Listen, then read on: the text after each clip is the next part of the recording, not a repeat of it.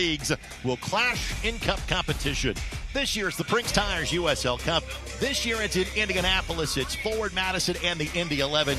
Indy went to Bree Stevens Field last year, getting a 4-goal victory. Pitch side, my name is Greg Rakestraw, joined by Brad Ring. Thanks for joining us on Wish TV as well as ESPN Plus.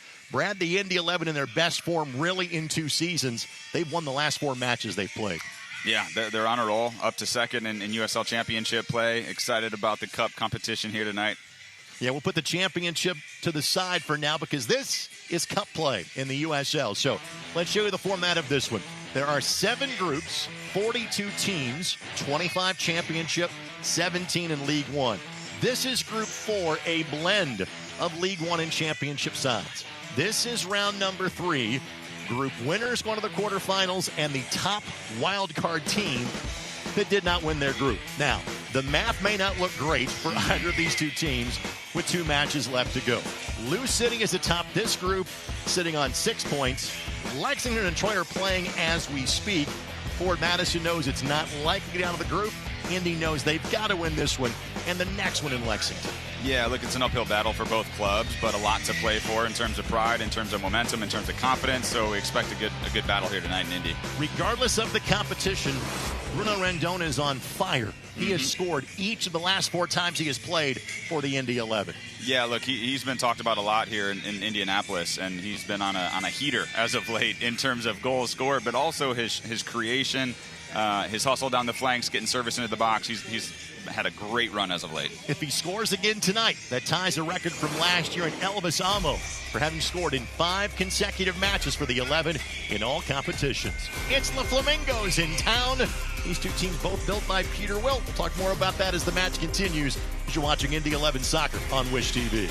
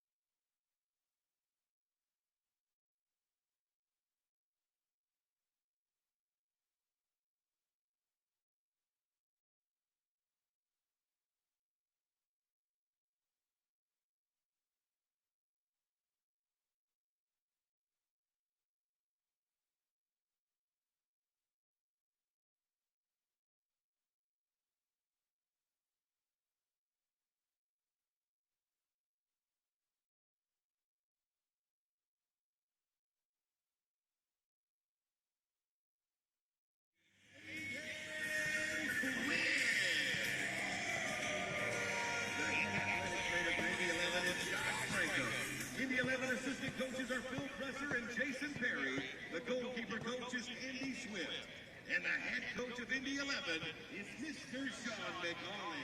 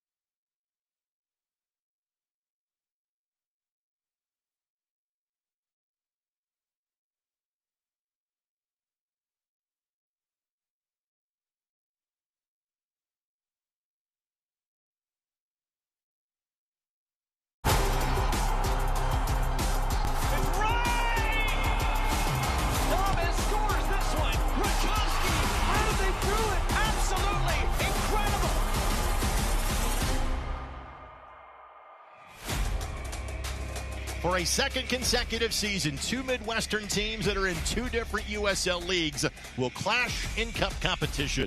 This year it's the Prinx Tires USL Cup. This year it's in Indianapolis. It's Forward Madison and the Indy 11. Indy went to Breeze Stevens Field last year, getting a 4-goal victory. Pitch side, my name is Greg Rakestraw, joined by Brad Ring. Thanks for joining us on Wish TV as well as ESPN+. Brad, the Indy 11 in their best form really in 2 seasons. They've won the last 4 matches they've played. Yeah, they're on a roll, up to second in USL Championship play. Excited about the cup competition here tonight. Yeah, we'll put the championship to the side for now because this is cup play in the USL. So let's show you the format of this one. There are 7 groups, 42 teams, 25 championship, 17 in League One. This is Group 4, a blend of League One and championship sides. This is round number 3. Group winners go to the quarterfinals, and the top wild card team that did not win their group. Now, the math may not look great for either of these two teams with 2 matches left to go. Lou City is atop this group, sitting on 6 points. Lexington and Troy are playing as we speak. Forward Madison knows it's not likely to get out of the group. Indy knows they've got to win this one and the next one in Lexington.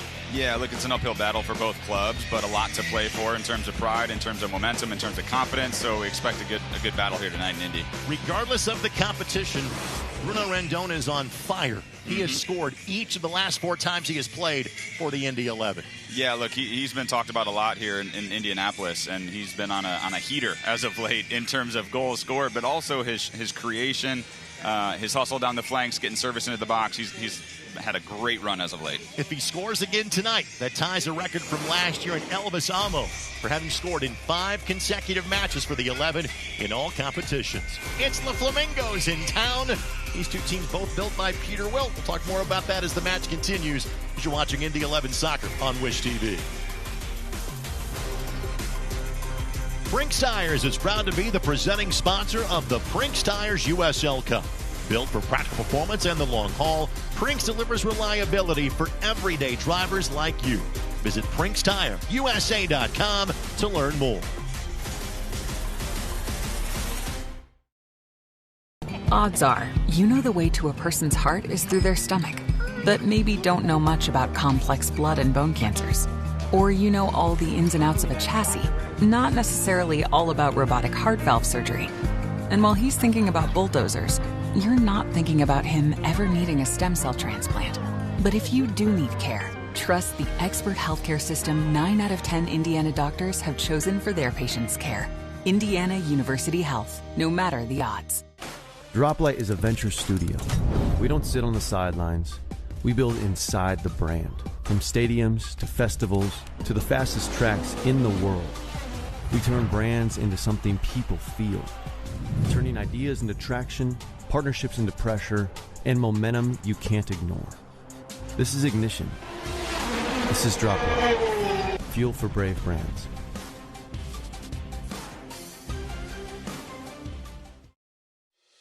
Every place has a purpose, and the people who inhabit those places have their own reasons for being there. The last thing on their minds should be concerns about the safety of the places they are in.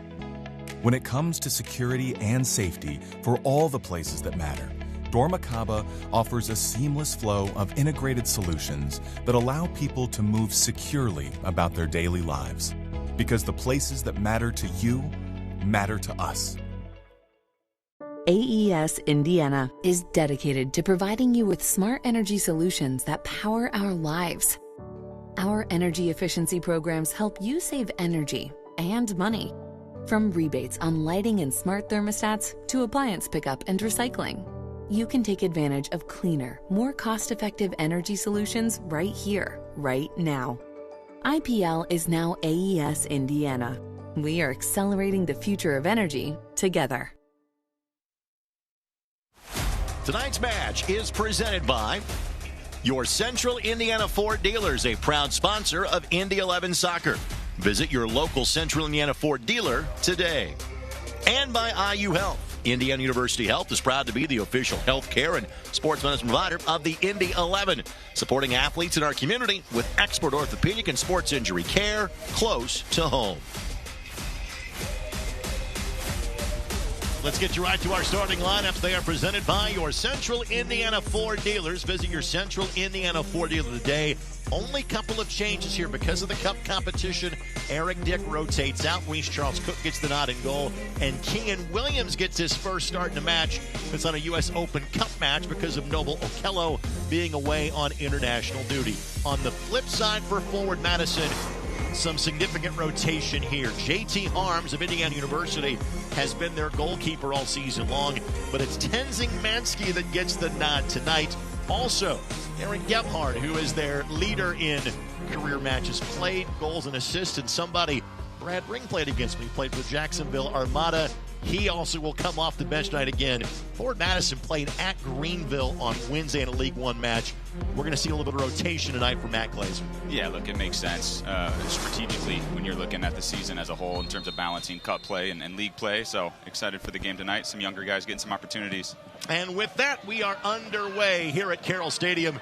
Thanks for joining us for Indy 11 Soccer on Wish TV and ESPN+.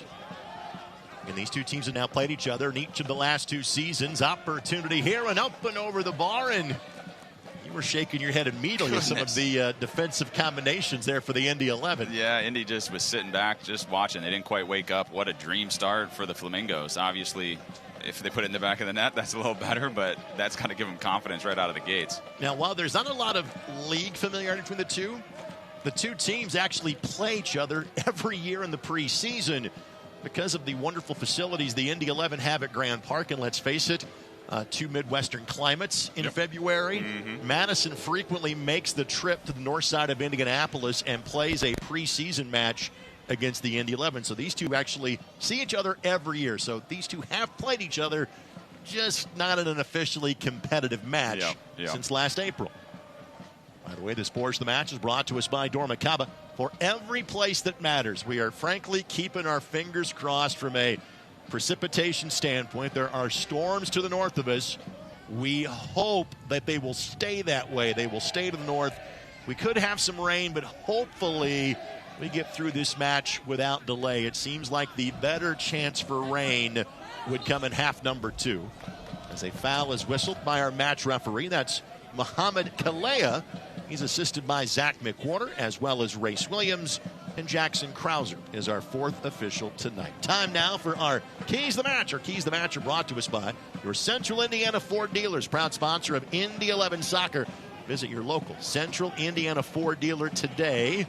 And as possession finally won back by the Indy 11, Brad, the floor is yours. Yeah, look, the first one, Bruno Rendon, we talked about him in the Open, but he's on a tear as of late, 4 goals in 4 games, and he's a huge piece of Indy 11 success on the right flank for Indy. Second is playing with a little bit of pride, right? They're doing a good job in terms of USL play, but in terms of playing against League One teams, they haven't actually played really well this year. A couple losses, Union Omaha. They were taken into a penalty shootout against Fort Wayne. So would love to see them play with a little bit of pride and try to jump on the Flamingos early here. Switching over to forward Madison, see number 1 there. He's on the bench, right? So who's going to step up in his absence? And that's Anor. He leads the team in shots, in goals, in shots on target. So a big player for the Flamingos that, once again, part of that kind of rotation off the bench here to start. And then the next one is momentum. Although they're at the bottom of the cup competition, they've strung together a couple wins here as of late. So they got to be feeling pretty good. So keeping that momentum going in and out of cup play is important for a club. 9 matches in total in League One competition for forward Madison. 4 wins, 4 losses, and a draw. They're just south of the playoff cut line. But again, they've got several matches in hand against their competition. And they have a very much backloaded home schedule. Due to some of the climate, perhaps, in Madison. But, yeah, they strung together three straight wins, I think, in league play. So this club can certainly turn it on here in the kind of middle stretch of the season. You and I both have some ties to Madison. You played for the 56ers back in the day, and you are from Rockford, just an hour or so south of Madison. Yep. My wife has a degree from the University of Wisconsin, so you and I can speak Dane County and southern Wisconsin just enough to be dangerous and act like we know something. Yep. But it was funny. I was going back and I was watching the highlights from when these two teams played last year, as this could be nervy. Williams does get there, but it's deemed he was in an offside position. flag went up. It will be a restart coming. That's a back pass by Ford Madison. Correct. I don't think you can be offside on that. I would agree with that, and that's the conversation that is being had between Sean McCauley and the near side AR as we speak. But to finish the thought, this match was played at the end of April last year, and it was played in downtown Madison, and it was noticeable how it's maybe the one bit of difference between here and Madison. No leaves on the trees yet at the end of April in Madison. Spring starts in May in Madison, starts in early April here in central Indiana. Great city. Love Madison. My sister is a graduate, University of Wisconsin-Madison. I almost went there. Ultimately went to IU, obviously, but yeah, great town. Got some ties. You mentioned the 56ers. One of the guys on staff here, not here tonight, Jim Launder, is a heck of a coach. So played under him with the 56ers for 2 summers, and he was a 2-time Big Ten Coach of the Year. He was actually National Coach of the Year, won a national title with the University of Wisconsin-Madison before going over to Dayton, winning a couple A-10 championships over there, and then kind of dabbling in the MLS assistant coaching circles. But Jim's a great guy, great coach. And that'll be a foul whistle against Ford Madison. And other than the Midwest Big Ten ties between these two cities, we touched on this in the open of the broadcast. Again, these are franchises that have the fingerprints of Peter Wilt all over them. Mm-hmm. Peter was here for the first 2.5 years of the Indy 11 in your days as a player in the NASL. And after Peter exited Indy, he will help lay the groundwork for Forward Madison. So I think the supporters refer to this as the Schlapst Cup game when these two teams get together.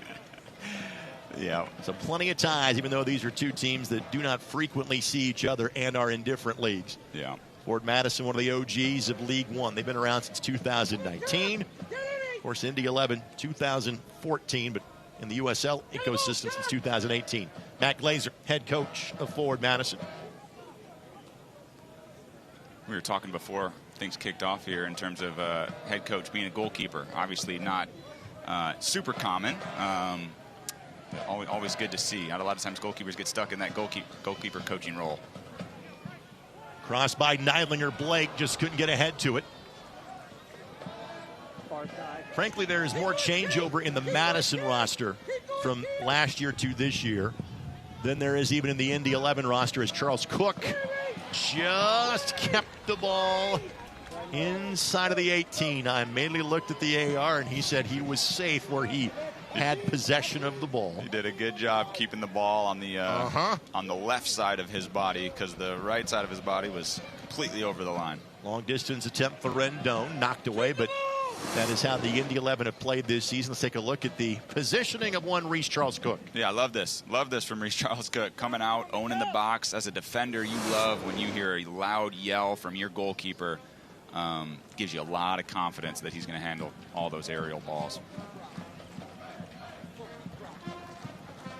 These two teams met last year. Indy won 4-0, but all 4 goals were scored in the final 25 minutes. Frankly, kind of the first great chance of the game belonged to Ford Madison. Hunter Solt made a diving save, and then from that point forward, kind of the match was controlled by Indy, and eventually just kind of wore down the team from the lower league. And you touched on it, and it's very well said.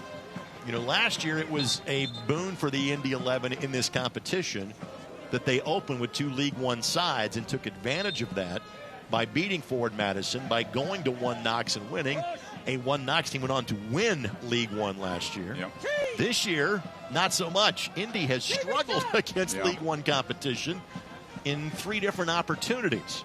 They have lost to Union Omaha twice, both in the Open Cup and the Prinx Tires USL Cup, and again had to go to a shootout to win against debutante team Fort Wayne FC in the first all-Indiana match of professional sides in those 2 franchises' history. Union Omaha is it turned out to have a great year, leading League One right now.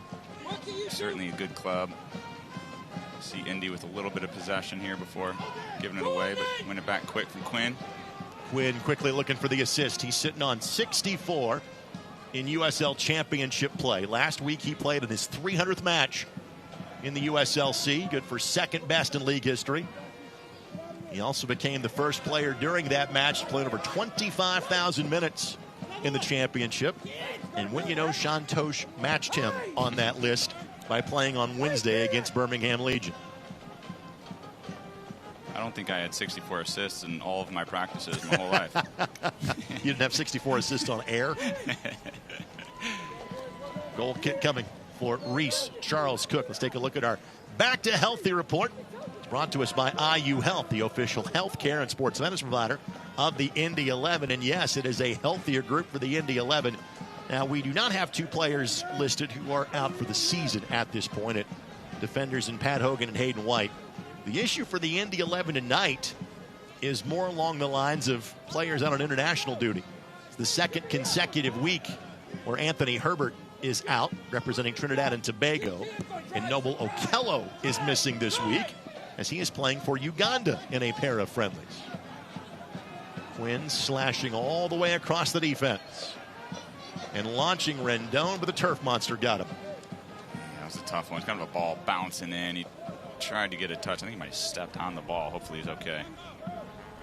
Sports the Match is brought to us by the Keystone Group. I'll tell you more about that in a moment. Let's take a look at the replay here. It started with a great run from Quinn. You see Rendon kind of reach for it here, and yeah, right on top of it. It literally may be the only step he's gotten wrong all season, yeah, given how he has played.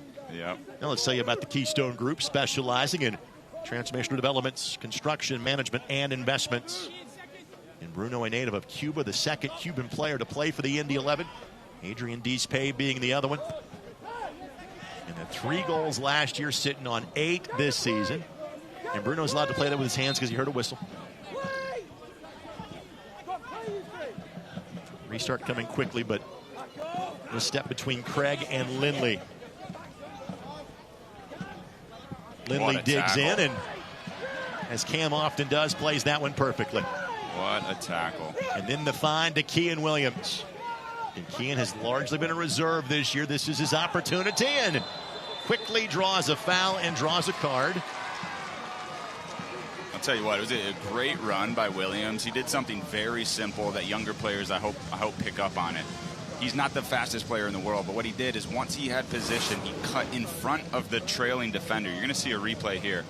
Watch this. As soon as he takes the cut inside 12, he's either going to let him pass or runs into him. Obviously runs into him, earns a dangerous free kick here for Indy 11 with Jack Blake and Aiden Quinn over the ball. Not just a dangerous free kick, a cavity free kick. Brought to us by Cornerstone Family Dentistry, with locations in Carmel, Indianapolis, and Danville. Frankly, we've not seen many of these this year for the Indy 11. Yeah, they got guys that can be dangerous on it for sure. They also got some bigger guys crashing on the back stick if they opt to cross it. Simply put, if it's Quinn, he's finding a teammate. If it's Blake, he's going for goal. Just the positioning where the ball is here. Yeah. Yeah. And let's see exactly who it's going to be. It is Blake, who couldn't clear the wall. Rashid re-tees. And eventually swept out of danger here by the Indy 11.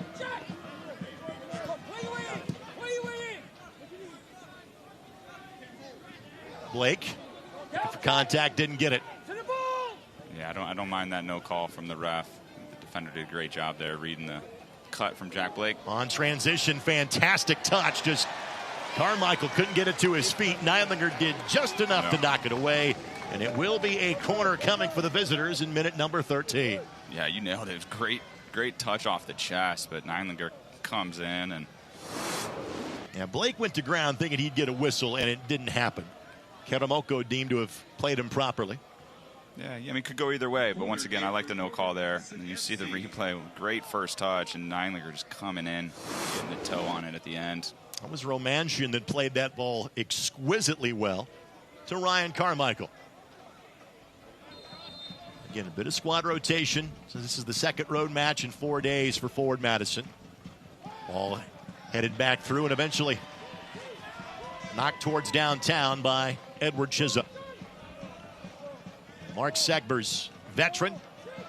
We've seen him for years in the championship.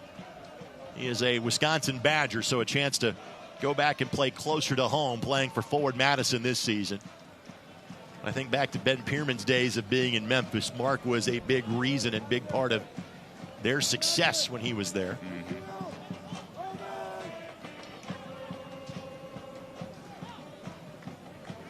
And again, to set the stage, as we tried to do in the pre-match chat, in Forward Madison, not officially eliminated, but having lost their first 2 matches, what they are playing for is, hey, we're trying to knock off a championship squad and one that's currently second in the Eastern Conference. Yep.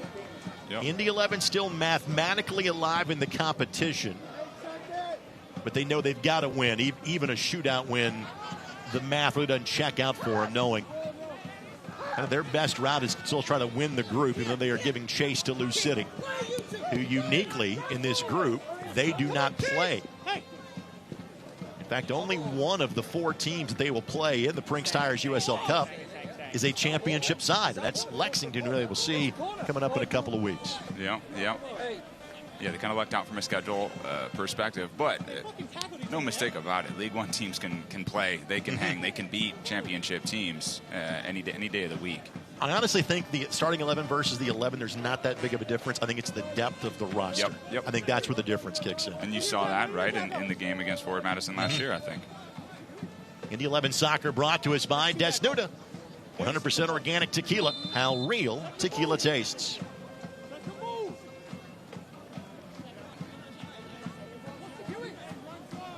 It's been a pretty even match so far. Flamingos maybe created a more dangerous chance in the 10 seconds into the game. Otherwise, pretty even match back and forth.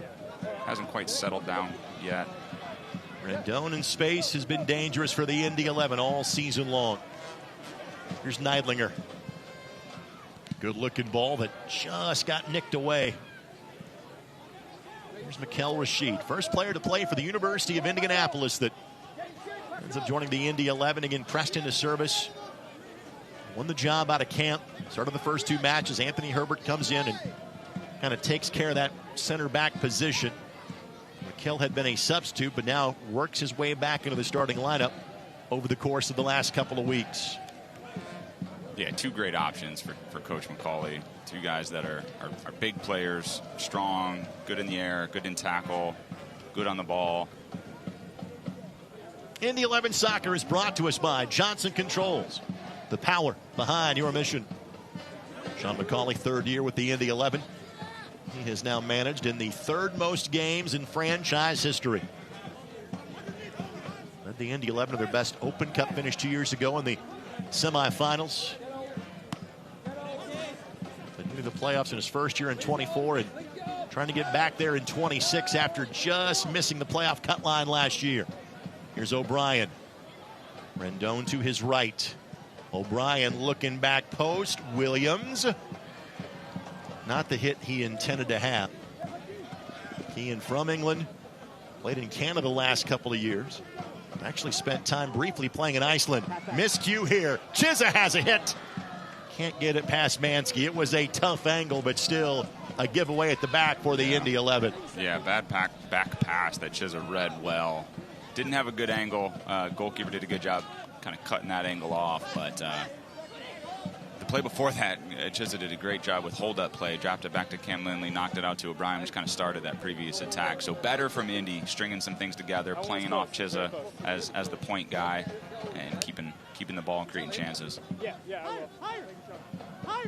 You see it kind of settle down maybe just a little bit here the last minute or 2. So let's talk about what we're seeing here from Forward Madison. You know, we're kind of seeing the shape a little bit more defined now. It's kind of a 5-3-2. What does that sort of challenge that present for Sean McCauley's team tonight? Yeah, I mean, it means they got a lot of guys behind the ball. You know, quite honestly, it doesn't look all that different than the U.S. national team when they're sitting back in a low block, and that's something that Forward Madison's going to be okay doing and probably comfortable doing, sitting back, absorbing some pressure, and trying to catch Indy 11 on the counterattack.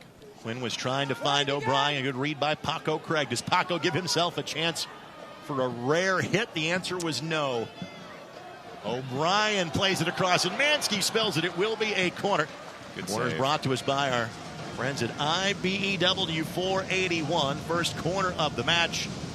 It's Josh O'Brien again making that transition, playing the back line to being a more aggressive midfielder. He looks like a natural.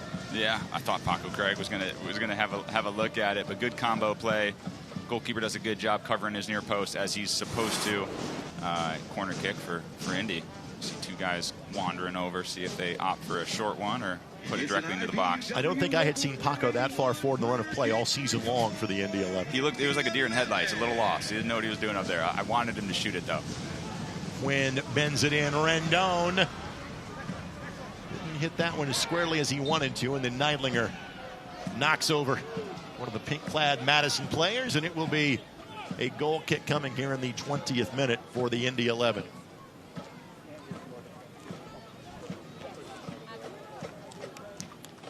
Look at Logan Neidlinger, third year with the Indy 11, played on an academy deal for most of the 2024 season. Signed as a full professional contract at the end of 2024. Again, last year kind of got lost in the shuffle. When Hayden White got hurt against Birmingham on April the 19th, he has stepped in the lineup and, frankly, has not looked back since. Yeah. And kind of speaking about the depths of rosters. And that's going to be a foul at Aiden Quinn. That will be a card at Aiden Quinn, and that will be the most dangerous of restarts from the very edge of the 18. And very well done by forward Madison to create the space and create the opportunity. Yeah, we'll see a replay here. It's just got a ball over the top that gets flicked on, and Aiden Quinn just slightly out of position, maybe gets beat for speed a little bit there. But yeah, dangerous opportunity here. What I love, we'll see what they do. What I love is an in-swinger towards the far post. It makes the goalkeeper nervous in terms of it's going to go directly in. There's a bunch of runners coming across the goal. That's typically the play here, but we see what the Flamingos opt for. Just a two-man wall being shown here by the Indy 11.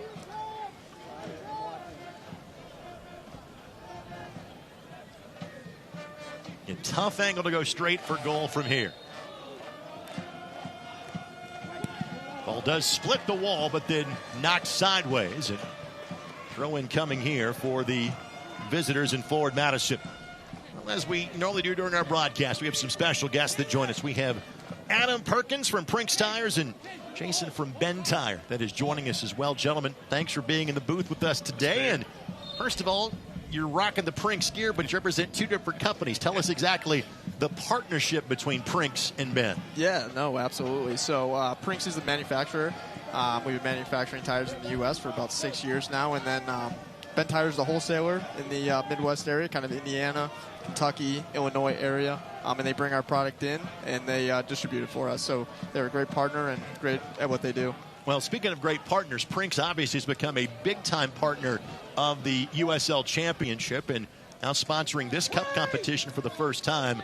Why is it so important for the folks at Prinx to partner with the United Soccer League? Yeah, I think both are growing leagues. Both are like the USL is growing, Prinx is growing in the U.S. market, and I think both are kind of catching steam, taking care of business and getting out there. And so I think it's a great partnership and kind of both align with their values pretty well. So there's obviously a tremendous amount of different tire manufacturers you could choose from for your everyday safety and your everyday ride. What sets Prinx apart from the others? Prinx, one thing that sets us apart from the others is that we're a small company.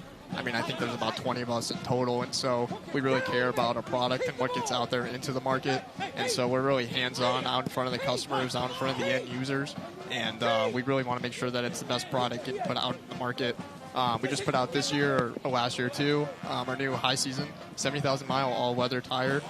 It's been well received in the area, and then we have our new High Country AT2 that is a sweet-looking tire, and so it's doing really well as well. If you're watching from Indianapolis or Madison, an all-weather tire sounds about what you need for Midwestern weather. Perfect. Jason, what has this relationship been like for you guys with the good folks at Prinx Tires? We've had a very mutual, respectful relationship with them. Adam is with us a lot. He goes out a lot with our sales guys, gets the word out. Prinx just gives a very cost-efficient product. In this day and market, it's just perfect for what we needed in our product mix. So it's been a great partnership thus far. Thoughts about being here at the game tonight, Jason? Yes, you enjoying it so far? Yes, sir. I'm one of my first soccer games, so. That crowd is going to keep chanting the entire time, just so you know. So, Adam, I got to ask you, again, with the Prinx Tires Cup, the championship match of this tournament is on October the 4th.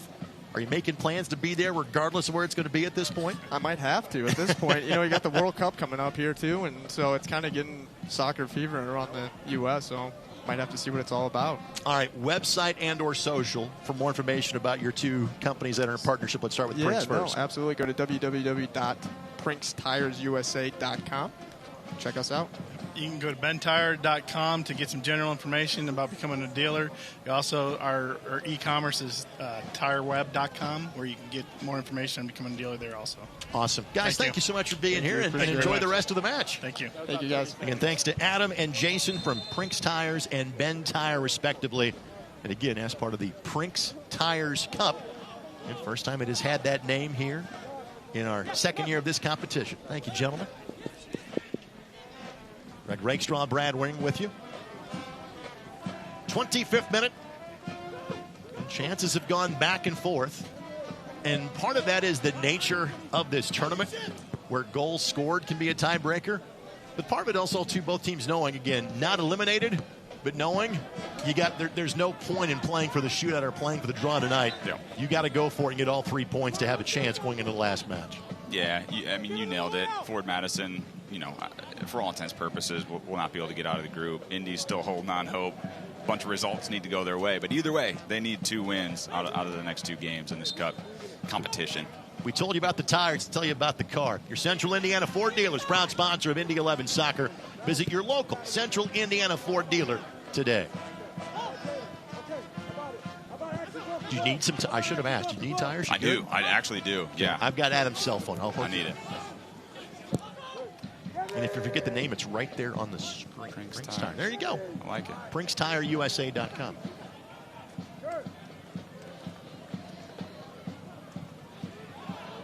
Good job to get there by the Ford Madison player, but little contact, not enough to draw a whistle. And he's been a little loose in the midfield. Bad giveaway in the back. Lindley. Yeah, they dealt with it well. Bad giveaway in the back, though. Got to tidy that up. Getting a little sloppy. It was Kenyani that was the player that kind of got hip checked back at midfield earlier. And again, kind of that contact's been escalating a little bit. And yeah, good job by the ref trying to calm things down. Don't need it getting out of control. We'll see Mohamed Kalea kind of come in there and try to ease things up just a little bit. Yeah, I thought maybe a card was potentially coming out. I didn't get a great look at the tackle, but it looked like he was kind of hustling over. I thought we might see one. Just the universal sign of, hey, guys, take a breath here. I think Coach McCauley here on the near side of the field is trying to encourage Indy 11 to keep possession, to play quick. When they've had their best opportunities, it's stemmed from that. Great hustle by Rendon here. Slides it across Chizza. A lead. Right foot blasted. Mansky is there. Great play by Chizza again. That hold-up play, when you have your forward who's holding the ball up well for your team and not just losing it every time it comes to him, it makes a world of difference in terms of the possession and chances that you can create. The pivot away by Quinn was a goal scorer at Bree Stevens last year. Let's show you the play from Rendon just a moment ago. I mean, it starts with just hustle, defense, good tackle, good touch, good ball into Chizza. That's why he's certainly one of the more dangerous players in the USL. It seems we have talked ad nauseum about possession or sometimes lack thereof for the Indy 11. And the way this team is built, it's just kind of not their MO to be a high possession team. Right now, Ford Madison having the ball 55% of the time in the opening 28 minutes of this match. Yeah, I mean, to your point, not necessarily the style of Indy 11. You would hope and think when playing against a team from a division down, which is also a heavily rotated lineup, and you are at home, you would hope some of those possession numbers would be a little bit more in your favor, but the number that is in favor of the Indy 11, well, not the most important numbers that you see on your screen. Shots, 4-1 in favor of Indy. Yep. Shots on target, 2-0 in favor of Indy. And that's how they play, right? And to Coach McCauley's credit and the team, it's been working.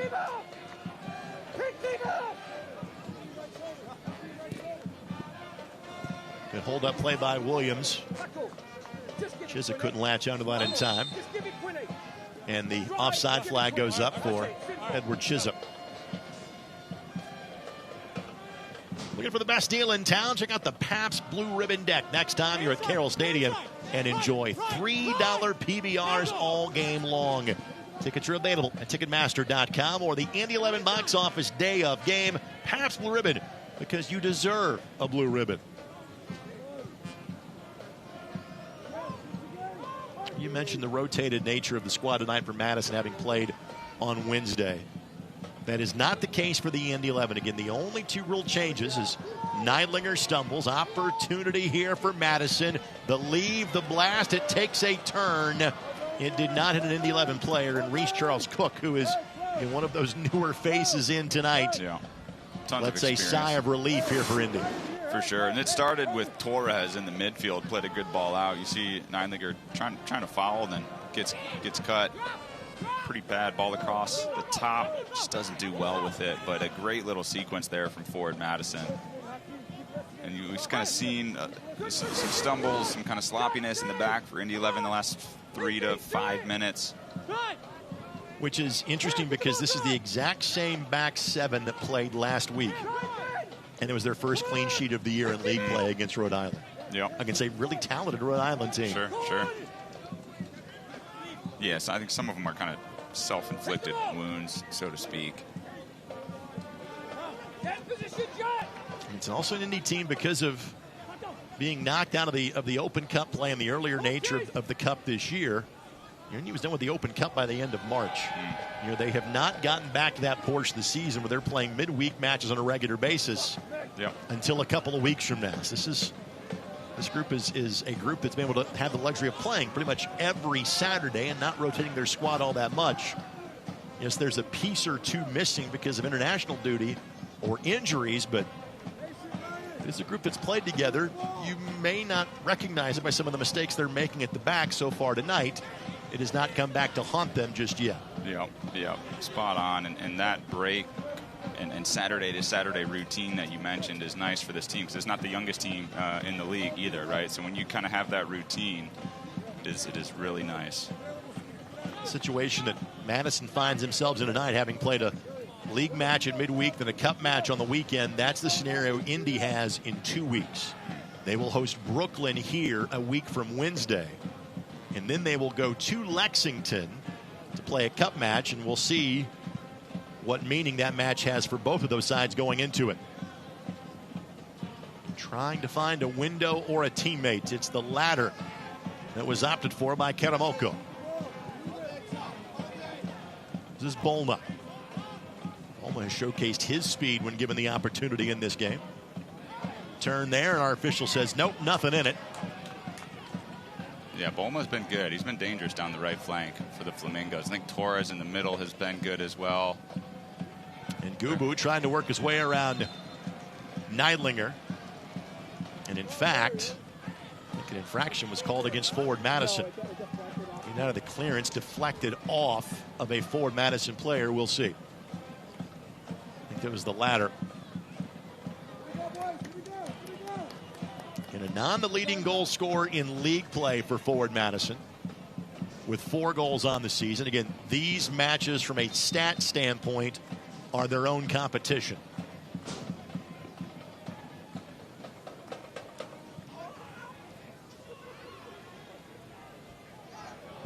Derek Gebhardt tonight, he is available for selection off the bench. And again, throw in coming here for the Indy 11. Good hard, clean tackle from Neidlinger there. Neidlinger turns 21 in September. Not the youngest player in uniform tonight for the Indy 11. Tyler Loudon dressed last week and is dressed this week. He has yet to turn 16. He is if and when he appears in a match, he'll be the youngest player in team history.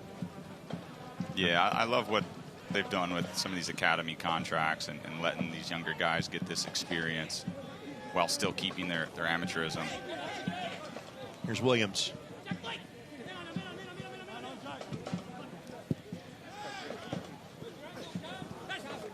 Great feed by Paco Craig to escape some trouble there. He just has that natural sense of timing, does he not? Yeah, it's like he's done it a couple Blake times. restarts quickly. Rendon trying to find a window. Great sliding tackle away. Indy played the ball quickly. We've not seen them do that this year. Referee said play on. Gave Rendon a look. And if not for the work of Toure in defense, Bruno's got a goal for a 5th consecutive match. I mean, you see Jack Blake get fouled here. Immediately gets his head up, to your point. They don't play quick frequently, but gets it to Rendon. It appears that he's going to tuck it away, but what a last-second tackle. Kerfala Toure able to make the play. It is a corner kick for the Indy 11. Brought to us by IBEW 481. Blake takes it. Shiza knocks it forward. Just swept off the line and away from Paco Craig. Neidlinger hits a missile that does not get through. Now 3 behind the ball for the Indy 11. Madison elects for possession instead of the counter. And Rendon made enough contact to draw a whistle and not get a card in that scenario. Yeah, we're going to see a replay in the corner here. Jack Blake puts a great in-swinger in. Who gets it? Chiza gets it. What a save by the goalkeeper. And then Neidlinger does a great job prepping his first touch, getting it back on frame after. But what a heck of a save. Let's talk about, though, development for the Indy 11. Aiden Quinn was down on the field and immediately took the captain's armband off. So he knows that is of significance, which means he's going to come off. So we have an early and unscheduled substitution tonight. He's laboring Our substitutions brought to us by Morales Group Staffing, offering flexibility in both staffing and operational efficiencies. Quinn comes off. Alejandro Matrano comes on. Matrano, more of your standard left back. Unfortunately, that takes away a great playmaker. And not to mention a guy you would use in a penalty shootout if you get there. That takes him off the field for Indy very early. Yes, it certainly does. I think probably from Coach McCauley's perspective, the real worry is any long-term next game league play kind of coming up. So hopefully Aiden Quinn, felt something obviously. Hopefully he got himself out of there before it turned into anything that's prolonged. So Matrano, much like Williams, get an opportunity tonight. And Blake avoided getting called for a foul as he sent Karamoko flying. Now Matrano will get whistled for the hold, and Karamoko kind of would look up and say, hey, did you just see that? Yeah, definitely a foul on Jack Blake. And I couldn't tell which one the ref called, to be honest. I don't know if he was trying to play advantage, although when you're in your own half, ball going backwards, usually that's not an advantage situation. And Madison has looked the part tonight. Indy has not been as sharp, and again, for whatever reason, beat the Des Moines Menace in a pretty lopsided affair, 3-0, indoors at Grand Park in mid-March, but couldn't find the rhythm, played a man down against Union Omaha in the Open Cup and lost. Lost to Union Omaha here at the end of April in Prinx Tires Cup play. Never trailed against Fort Wayne, but could not put that match away either. And while they won in a shootout, it cost them a point in doing so. And again, the nature of this competition, everybody's guaranteed 4 games as Matrano plays that off of a forward Madison attacker. Goal kick coming for Reese Charles Cook. You know that to get to the quarterfinals with 8 points, you're going to need some help. Yeah. 42 teams in the competition, 7 groups. Indy has the largest group of 7 teams. People that are smarter than I have figured out the scheduling balance. It's how everybody plays everybody and win with an odd number. And we were scheduled to have 43 teams in the competition. And we had the late nature of Tormenta not playing this year, which then gave us a 5-team group. It was too late. The schedules out, couldn't move those around by that point in time. And again, the whole idea of having the groups is trying to make travel easier for fans, easier for teams. O'Brien the target. Ball couldn't get through. And Lindley will have to track back, and Madison reclaims possession. Yeah, you saw an extended period of possession there for Indy, and they are better when Cam Lindley's just getting on the ball, right? Getting it from left to right. You saw him take it from Charles Cook and kind of get the goal kick going quick. leads to more possession for the Indy 11 when he's on the ball.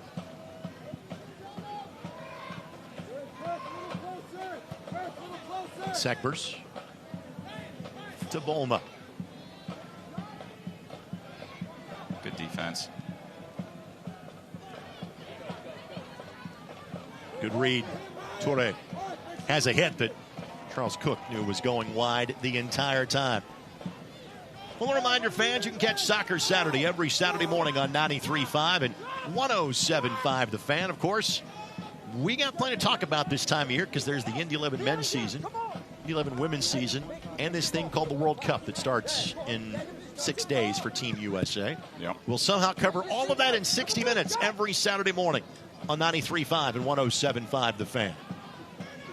Matrano. Williams the target and ended up going to Blake. Diving save by Tenzing Mansky. Quality look for the Indy 11. Yeah, Matrano's been good since he's come in. Been good defensively. You love to see that, him getting forward and getting the ball into the box. Obviously, that's something that Aiden Quinn is really good at, that we touched on already with the number of assists that he's had, minutes played, all of that. But when you can get that kind of offensive production from Matrano, that's going to help Indy a lot create chances here the rest of this match. Matrano from Venezuela. Played for Miami FC the last couple of years. And frankly, in the preseason, it looked like he had locked down that left back spot. And there was kind of a change of formation or a change of personnel right at the end of training camp. And it's been tougher for Alejandro to find minutes. But maybe getting an opportunity here. And again, spinning it forward. You'll get guys like Herbert and Okello back next week off of international duty. Yep, that'll help. But Matrano, a veteran player. Craig looking for O'Brien. Good job by Toure to stand him up. Paco Craig can hit the reset button if need be. Yeah, it's a good job by Indy 11. Cam Lindley specifically to try to keep that ball in on the Flamingos' kind of defensive half. What we've seen a lot so far is kind of one team go attack, the other team then comes attack, the other team goes and attack, and it's kind of been these kind of waves back and forth. But when you can kind of get the other team pinned down into their defensive third, then when they try to clear it, kind of keep it pinned down and pinned in, that's when you're going to have way more success. You see an example previously, you see another one there.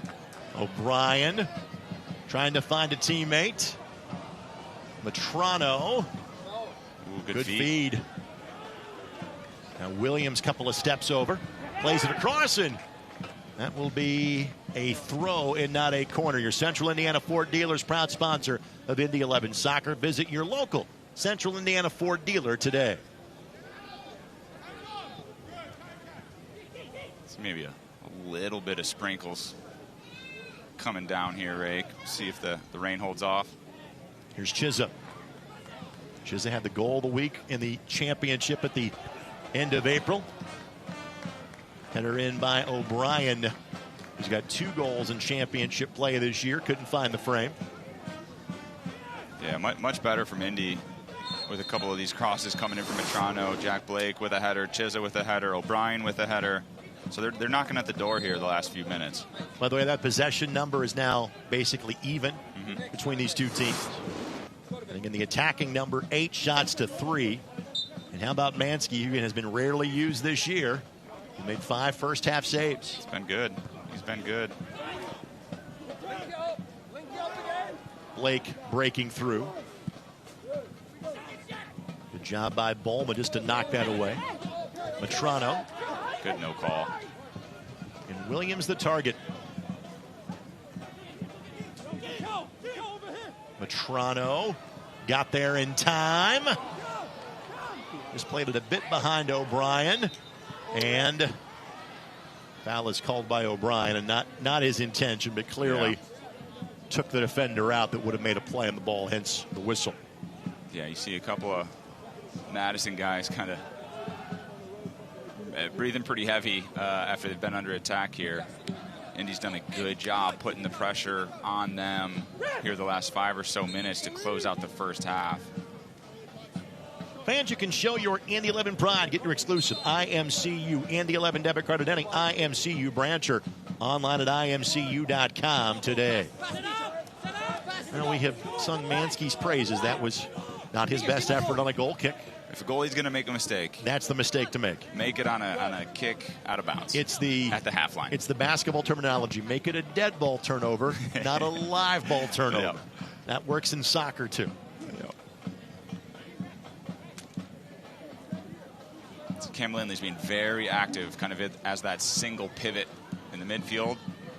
Flag stayed down for Rendon, trying to find a path through. It was 0-0 when these teams played at halftime last year. Williams got ahead to it, and then Williams, it is deflected. It is going to be a corner. Presented by IBEW 481. Let's hope that Williams is all right.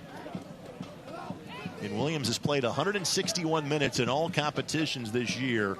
The majority of that in Open Cup play. Yeah. Both he and Matrano's only starts have been in Open Cup play. Matrano just came in to replace an injured Aiden Quinn. One additional minute needed. Bending ball in. Rendon got half a hit to it. And eventually it'll be a goal kick coming for forward Madison. Another good ball in by Jack Blake. Indy's not having a ton of success in terms of kind of combination play through the middle, but how they're seeing success is getting the ball wide and putting dangerous crosses in the box. They've had a number of headers through that approach, number of opportunities from corner kicks.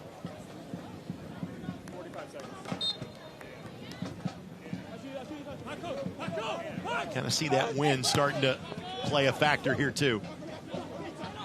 We have the unique east-west pitch alignment.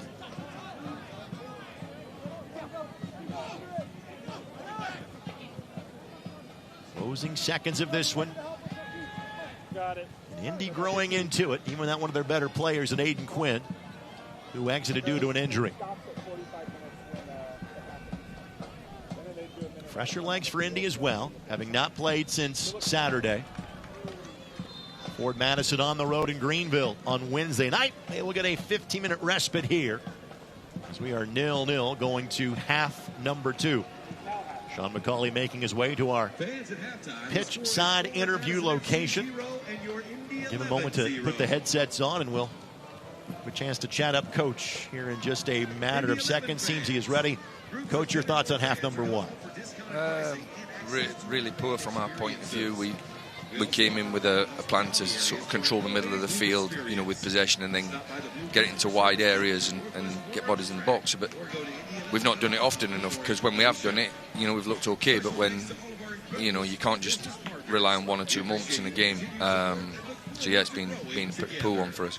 Level of concern about what you saw with Aiden Quinn leaving the contest. He's got a calf strain, so I'm just hoping that we've caught it early enough, because we're a bit short as we are anyway. But yeah, just from what we know now, we don't know the severity, but he's got a calf strain. Sounds good, my friend. We'll talk to you after the match. Thank you.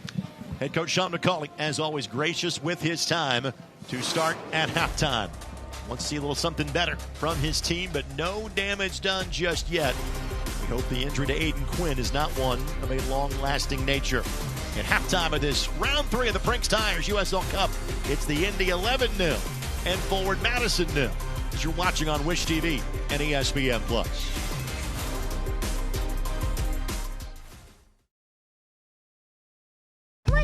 Odds are, you know the way to a person's heart is through their stomach, but maybe don't know much about complex blood and bone cancers. Or you know all the ins and outs of a chassis, not necessarily all about robotic heart valve surgery. And while he's thinking about bulldozers, you're not thinking about him ever needing a stem cell transplant. But if you do need care, trust the expert healthcare system 9 out of 10 Indiana doctors have chosen for their patients' care. Indiana University Health, no matter the odds.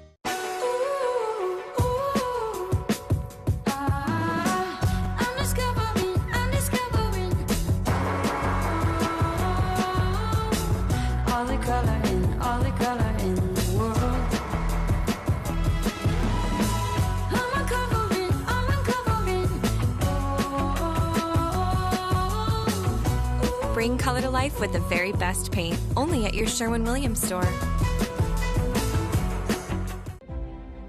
deep inside you.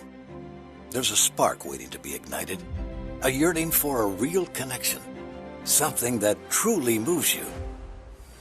Find experiences that stir your soul in our new Kentucky home, where amazing nature and authentic bluegrass inspire you, where world-renowned bourbon and horses wow you.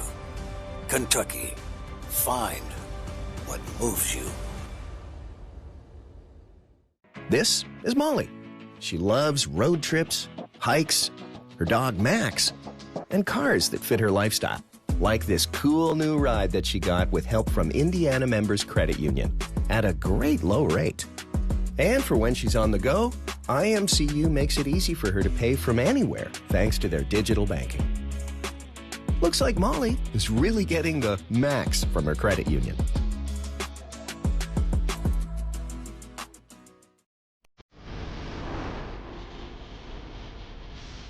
When Hartford Athletics' Adrian Deespace scored in the 83rd minute against Rhode Island FC, it began a furious finish to the 2025 USL Cup group stage finales. Deespace's goal kept Hartford alive in the race to advance in the competition as a wild card. Less than 10 minutes later in Detroit, Matt Sheldon capped Detroit City's 3-0 win over Westchester SC, taking that wild card away from Hartford. Minutes later in Kentucky, Louisville City's Jake Morris scored twice in added time to defeat Lexington SC 2-1. Louisville was now the owner of the wild card, but not for long. Back in Pawtucket, Hartford outlasted Rhode Island in a penalty kick shootout. Hartford Athletic reclaimed the wild card spot that two other clubs held for mere minutes. So how did we get here? Well, after 4 group stage matches, Hartford Athletic and Louisville City were tied with 9 points. The first tiebreaker, total goals. Hartford scored 9, Louisville had 8. And that wild card spot launched Hartford's run to the USL Cup title. This year's Cup promises even more drama. 42 clubs in the USL Championship and League One will form 7 groups filled out by region. Each club will play 4 group matches, and when the dust settles, the 7 group winners will advance along with 1 wild card team, not 2 wild cards like last year. The remaining 8 clubs will be drawn into 4 quarterfinal matches with 1 stipulation. The wild card cannot be drawn against its group winner. The 4 quarterfinal winners will then be drawn for the semifinal round, with the 2 finalists drawn to determine the host for the Prinx Tires USL Cup final.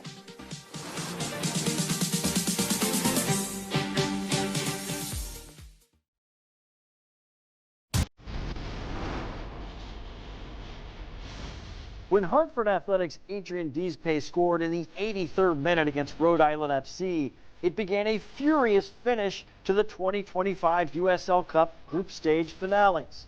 Deespace's goal kept Hartford alive in the race to advance in the competition as a wild card. Less than 10 minutes later in Detroit, Matt Sheldon capped Detroit City's 3-0 win over Westchester SC, taking that wild card away from Hartford. Minutes later in Kentucky, Louisville City's Jake Morris scored twice in added time to defeat Lexington SC 2-1. Louisville was now the owner of the wild card, but not for long. Back in Pawtucket, Hartford outlasted Rhode Island in a penalty kick shootout. Hartford Athletic reclaimed the wild card spot that 2 other clubs held for mere minutes. So how did we get here? Well, after 4 group stage matches, Hartford Athletic and Louisville City were tied with 9 points. The first tiebreaker, total goals. Hartford scored 9, Louisville had 8. And that wild card spot launched Hartford's run to the USL Cup title. This year's Cup promises even more drama. 42 clubs in the USL Championship and League One will form 7 groups filled out by region. Each club will play 4 group matches, and when the dust settles, the 7 group winners will advance along with 1 wild card team, not 2 wild cards like last year. The remaining 8 clubs will be drawn into 4 quarterfinal matches with 1 stipulation. The wild card cannot be drawn against its group winner. The 4 quarterfinal winners will then be drawn for the semifinal round, with the 2 finalists drawn to determine the host for the Prinx Tires USL Cup final.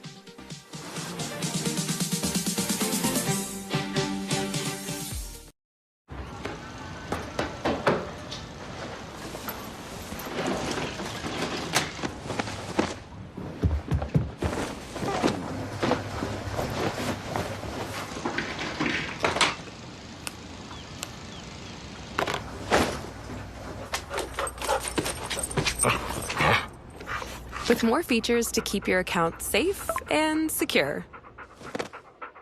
Northwest Bank is here for what's next. Good dog. This week on USL All Access, the 19-year-old rookie for Charleston Battery, Colton Swan, joins the show. Just one of 3 players called outside of the MLS pyramid, and only 2 from USL Championship play. Why has his star been on the rise recently for the Charleston Battery? And what's next for the U.S. Youth National Team player? Prinx Tires Cup. Back this weekend, what group do you have to keep an eye on? It is halftime in the Prinx Tires USL Cup. The drama is building in all groups. I'm Dan Lucas inside the USL studio with a look at some of the headlines from League One and the championship. The lone unbeaten club in both leagues is putting up dominant numbers in a 2026 turnaround. The Tampa Bay Rowdies have scored first in all 13 of their matches in all competitions this year. But if you break it down to just 11 games in the championship, the Rowdies have outshot their opponents 50-28 so far. Congratulations to Greenville Triumph for opening the latest of the new stadiums in League One. The Triumph began play in GE Vernova Park with a win over Forward Madison. League One now boasts 3 brand new stadiums in 2026. Young players are starting to earn more and more playing time in League One and the USL Championship. How about Santiago Higuereta from AV Alta? He scored his first professional goal in Week 12. At age 17 years, 249 days old, Higuereta is the youngest goal scorer in AV Alta history, and he beats out Vigo Ortiz of Charlotte Independence by 43 days for the League One youngest player to score this season. Upcoming national spotlight games next Wednesday, the Rowdies and Charleston Battery, Forward Madison and Fort Wayne on the 17th, and Las Vegas and Orange County on the CBS Sports Network. This is the USL Halftime Update. Let's get you back out to your match. Odds are, you know the way to a person's heart is through their stomach, but maybe don't know much about complex blood and bone cancers. Or you know all the ins and outs of a chassis, not necessarily all about robotic heart valve surgery.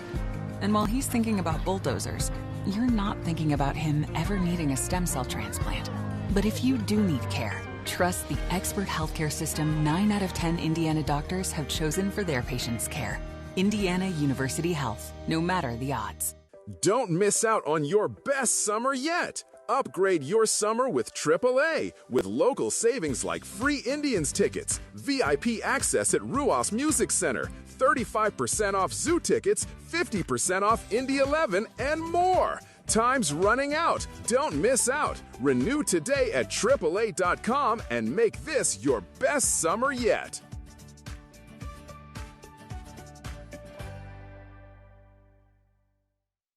Indiana is built on community, pride, and coming together. And on match day, that spirit lives at the heart of Indy 11. Cuts it back, headed home. It is time to cue the smoke in Indianapolis for the first time this year. Families, friends, lifelong fans, and first-time supporters alike. It's more than a match. It's a place where Indiana gathers to cheer, celebrate, and belong. Experience the energy at the mic. Get your tickets today at Indy11.com. AES Indiana is dedicated to providing you with smart energy solutions that power our lives. Our energy efficiency programs help you save energy and money. From rebates on lighting and smart thermostats to appliance pickup and recycling, you can take advantage of cleaner, more cost-effective energy solutions right here, right now. IPL is now AES Indiana. We are accelerating the future of energy together. Prinx Tires is proud to be the presenting sponsor of the Prinx Tires USL Cup. Built for practical performance and the long haul, Prinx delivers reliability for everyday drivers like you. Visit PrinxTireUSA.com to learn more. Just a little bit of light rain has begun to fall here in Indianapolis, but again, something we can play through for the next 45 minutes, or if penalties are required after the match. I get alongside Brad Ring. My name is Greg Rakestraw. Thanks for joining us on Wish TV and ESPN. Plus, you heard what Coach had to say about what he saw from the Indy 11 in half number 1. Your thoughts? Yeah, look, I think it was a slow start. I mean, Madison created a chance 10 seconds in, but I thought Indy kind of grew and built into that first half, creating a good number of chances late in the half. So as long as they can kind of keep that momentum that they created in the first half into the second, that'll be pretty crucial for them. The highlights match the story you just told. Let's show the folks from a video standpoint what happened in half number 1. And again, early opportunities for forward Madison. And again, just some kind of miscommunication seemingly at the back for the Indy 11. Yeah, just a little bit of sloppiness, but you know, ultimately did enough to keep the ball out of the back of the net, and to be honest, keep clean looks from happening. You see another opportunity here that just wasn't quite capitalized by forward Madison, and then as the half went on, you see Indy creating a ton of chances offensively, including this one. It was a quick play by Jack Blake to Bruno Rendon. Well, we mentioned at one point in time, possession had swung in favor of the visitors 55-45. We'll show you the stats coming up in a matter of moments. It has now turned in favor of the Indy 11. And the other numbers we can throw at you, as the stats will back up momentarily. Shots are 4-1 in favor of the Indy 11. And Tenzing Mansky's had to make 5 saves in the first 45 minutes as well. Yeah, once again, Indy wasn't creating a ton of chances through possession and combination play up the middle, but what they were doing and seeing success was getting the ball wide and putting dangerous crosses into the box, and you heard Coach McCauley even reference that during the halftime interview. All right, just a little bit of light rain again. We think we're able to play through it. We think storms are going to avoid us kind of we're talking about finding windows for races in Indianapolis. We're going to split, kind of a 7-10 split in terms of stuff going around us from a heavier standpoint. But in terms of a little bit of water on this turf pitch, how is that going to affect these players here in half number 2? It actually helps. The ball is going to move faster. It's not going to bounce as high. It's not going to have those little kind of bubbles as it kind of skids along on the turf. So I think it'll actually help the play. Another thing to keep an eye on here as the second half will kick off soon is it looks like forward Madison's queuing up a couple subs here. They're seeing an opportunity to maybe come in and steal the match. And then you got some subs on the Indy 11 sideline. Misanvi comes to mind in terms of maybe an opportunity to come in and change the game. We'll see what Coach McCauley opts for here in the second half. We knew we would see Derek Gebhardt at some point in time. Again, a guy in his 6th year with forward Madison. He is their leader in so many key categories. Our substitutions brought to us by Morales Group Staffing, offering flexibility in both staffing and operational efficiencies. So Gebhardt in and Stephen Honor in, their leading goal scorer on the season. So you're right, after playing on Wednesday, Ford Madison will live up to their name a little bit more in half number 2. Yeah, I mean, they're bringing their firepower in up top here in the second half. Once again, they're seeing a 0-0 score line and the ability to potentially come in and steal a game here in Indy. Bruno Rendon buzzing around the 18. And that will be a throw and not a corner. Good hustle by the visitors. And that'll be a goal kick coming for forward Madison. Bit of a wasted throw in deep in forward Madison's half. You'd like to see that maybe thrown towards the goal, flicked on, something created, or maybe Indo O'Brien back to Nineluer who crosses it in. Wasted early opportunity.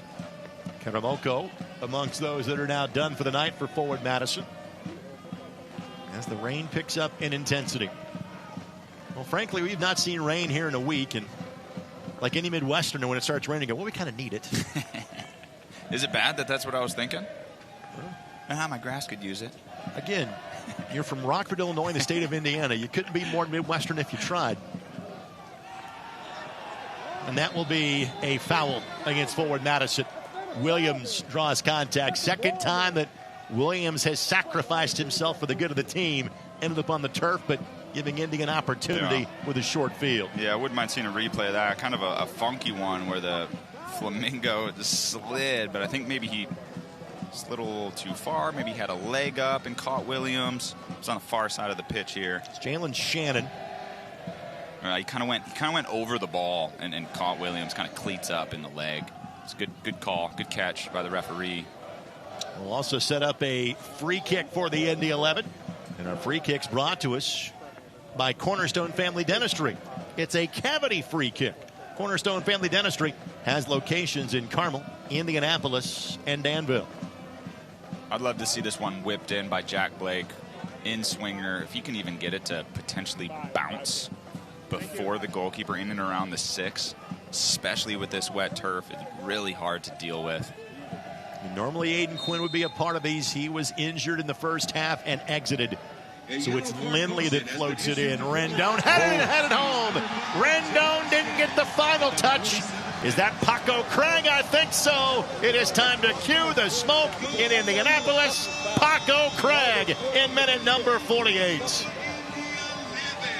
Great ball across from Cam Lindley, and when you can't head it on frame on the far stick, your job is to put it in front of goal for a teammate to come onto it. And that is exactly what Bruno Rendon did and exactly what Paco Craig did in terms of attacking that ball back across from Rendon. To give Rendon his second assist in all competitions this year. His first since the March 21st home opener, where he set up Dylan Singh for the first home goal of the season more than 2 months ago. And Paco Craig steers it home to give Indy the lead and, again, keep their chances alive here in the Prinx Tires USL Cup. Yeah, well done, all. We kind of felt that coming the last 10 minutes of the first half, right, Ray? They were putting dangerous balls into the box, attacking the ball. And that is going to be a card. And our referee doing a great job of stepping in between Cam Lindley and Josh Bolma. And Neidlinger, just got clattered into. Nothing any more stern than that. Yeah, I think Cam Lindley thought it was more than that. And Bruno Rendon being pulled away by Jack Blake. And I think that is the veteran members of the Indy 11 standing up for the 20-year-old that's playing right back. Look, I love that out of Cam Lindley. Absolutely love it. That's what you need. That's what you want out of one of your leaders. I know he doesn't always wear the captain armband, but he's certainly a captain-esque of this team. And sticking up for a young teammate is certainly what needs to be done in that moment. I think it's Tanyane that gets called for the foul and the card. Yeah, I mean, I think that frankly looked worse than it really was, to be honest with you. I also don't know exactly. Did he not know a defender was going to be there challenging for the ball? It was kind of a lack of awareness to a degree there. But nonetheless, we're past it. Indy's ball, and we play on. So the rain continues. Reese Charles Cook awaiting as we get the restart going here. We even pause for the benefit of flash photography at times. Matt Glazer gets a yellow from our referee. And it seems like if I should have somebody on from the Wish TV family, maybe a meteorologist might be the time as the rain is coming down. But I'm never sad enough to have a conversation with Andrew Chernoff from the Wish TV Sports Department that joins us now. Hello, my friend. How are you? I was going to say, I was about to start doing, there's a cold front coming through, 50% chance of rain, but as long as you reference the I-70 corridor, you're fine, as that ball got redirected at Mansky. Of course, tonight is Wish TV night as well, and we're lucky that we have Anthony Calhoun, Andrew Chernoff, Angela Morian as the Wish TV sports staff here in town. What's it like to be in a game and actually just enjoy it as a fan? That doesn't happen very often. It does not, but you don't take it for granted either. I mean, that's the cool part with tonight. Very laid back for me personally, but it's fun. Just watching this game from a different perspective as well, just in the crowd, is a blast. You even get to wear the scarf tonight, too, which is an extra bonus. Now, I'm going to play the role of director here as we're getting our show on camera. Stay right where you are, okay, because here's a bit of a reveal, all right? You see there's the Wish TV 8 logo, which you've seen for years, but also now WRTV 6. It's part of the Circle City broadcast family as a foul was called against the Indy 11. What has it been like welcoming a whole new television station into your building? It's been busy. It's been busy, but it's exciting for us, too. I mean, to have the ABC affiliation also under our roof, it's been great because we also get to do different events on different channels. So we do these all-access shows all the time on Wish TV, starting to do some of them on RTV6. RTV6 has a lot of cool stuff happening on their end. Obviously, Wish TV has a lot of cool stuff. So it's been fun. Growing pains, but the excitement of this whole thing is going to be awesome. Now, I'd like to think that we, with the Indy 11, were ahead of the game because the last couple of years we've had games on Channel 6, had games on Channel 8, like you're watching tonight, and on My Indy TV 23, and now they're all under the same roof. Which is one great. Big happy family. It makes it so much easier for us. It's a blast for us, too. I mean, my biggest thing right now, Rake, is to make sure I know how to say, if I'm on Wish TV, to say Wish TV or WRTV6, keeping that straight right now. I haven't messed it up yet, but I'm sure at some point that's going to happen. All right, so with that, you guys have been a wonderful partner. In fact, since the Indy 11 started in 2014, we have been on My Indy TV or Wish TV for the majority of our matches. This is now year 13 of that being the case. And in your time there is usually some sort of weekly focus that you or someone in the sports department does on the Indy 11. So you've told a lot of Indy 11 stories since you returned back to your hometown to work in Indianapolis from Louisville. What's it been like getting to know more about the Indy 11 over the years? It's been awesome. I mean, this is a team that you grow up a little bit with, especially being from Carmel. You know all about Indy 11, but it's been cool to cover them and get to know them. Obviously, you've got a Carmel guy in Cam Lindley, which is obviously really cool as well. But it's just neat. I mean, and especially coming from Louisville, covered Aiden Quinn when he played for them down there. Paco Craig was down there as well when I was down there. So it's cool that they're now in your backyard in the 317, and it's really fun this year with the way that they've been playing, and even just the mix of older guys and younger guys making a huge impact. So can I put you on the spot? What's Angela got? So if you're here, I know AC schedule. So what's Angela got this evening for Wish TV Sports? So she has got Indy 11, obviously, tonight. So there will be... She's got the second goal of the match as well. You want the goal call since you're here? Yeah, absolutely. How about that goal? I messed that one up. All right. Just say, cue the smoke.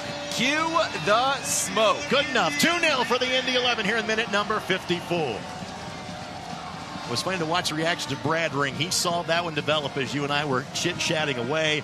And much like a year ago, Indy, Brad, starting to kind of dominate here in half number 2. Yeah, we saw it once again. Last 10 or so minutes of the first half, you see the early goal there from Paco Craig. You see some flank play down the left side. A great run, great through ball. Love this cutback. Jack Blake actually gets on it first, and then O'Brien cleans it up. For Josh O'Brien, it's his third goal in all competitions. They have all come in the last 6 weeks. And the Indy 11 now 2 goals to the good. And Sean McCauley's got to be much more happy as he is applauding towards his team what he has seen in half number 2. Yeah, dream start to the second half, right? 10 minutes in, they got 2 goals, changed the game here. Excited for the one next to play out. Andrew, we'll look forward to seeing your work, obviously a lot during the course of the summer. Poor Andrew is stuck with me at like high school football, high school basketball, Colts Complex. Probably see you there Tuesday or Wednesday. Without question. At some point in time this week. Thanks for joining us, my friend. Rake, appreciate it as always. And does this guy sleep? No, I swear I've never seen you not somewhere. This was my only sporting event of the day. It was weird to be at home for like 8 whole hours. My kids were like, what are you doing here? Right. Get out of here. Right. Who are you? Awesome. Thanks, guys. Andrew Chernoff again tonight is Wish TV night. And again, thanks to the folks from Circle City Broadcasting. They have been a wonderful partner of ours. And between what I do from a high school football and standpoint locally and the Indy 11, I may be the face or voice that is like the most seen on Channel 23. And that's scary for everybody involved.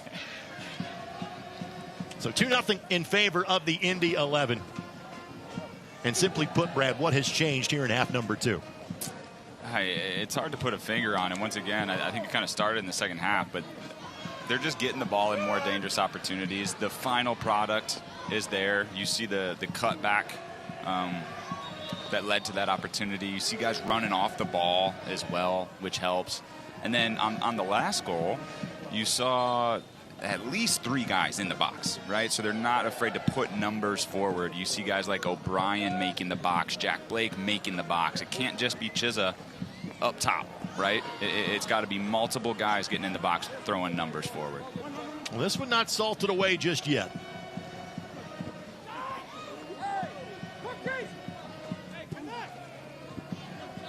Yeah, definitely not over, certainly with the firepower that Ford Madison has up top here in the second half. And well done by Mikel Rashid to play that ball off a nine. Yeah, he's had a solid game here so far. Maybe 1 or 2 sloppy moments in the first half, but he kind of cleaned up those messes or had teammates help clean up those messes. But a good tackle there. Keystone Group, specializing in transformational development, construction, management, and investments.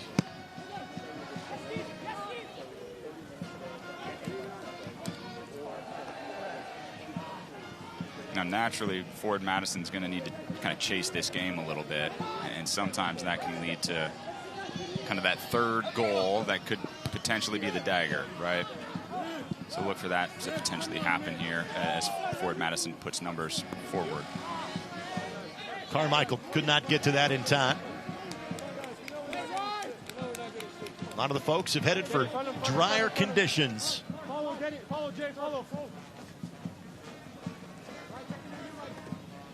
And the dugouts aren't covered here, so not just players in the conditions, but our bench players as well going in both directions. Not an easy back pass, but the goalkeeper handled it well. And Frank, there's little he could have done on the 2 goals that have been let in here in this half. Yep. Blake, Rendon went flying. Advantage being played. The hit deflects. It will be a corner. It will be a card dating back to the hit on Rendon. Toure will be the guilty party. That will see yellow. And it will be a corner brought to us by IBEW 481. Yeah, well done by the ref letting that play on, which led to the opportunity and strike from Williams and ultimately the corner kick. You see a replay here. Easiest yellow card this ref has probably ever given out. Corner inbound here. It is Jack Blake that will distribute.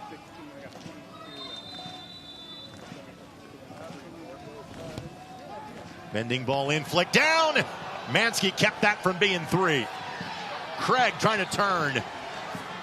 I'll tell you what, Mansky has had some unbelievable saves on Indy 11's corner kicks. Matrano relaunches. Ball finds Chiza. Chiza trying to find a window, just could not keep it on frame. But it will be another corner again. Yeah, one too many touches in the box. I like the composure. Here's the save, though. Goodness, what a save. That was Chiza again getting on the end of it. Yep.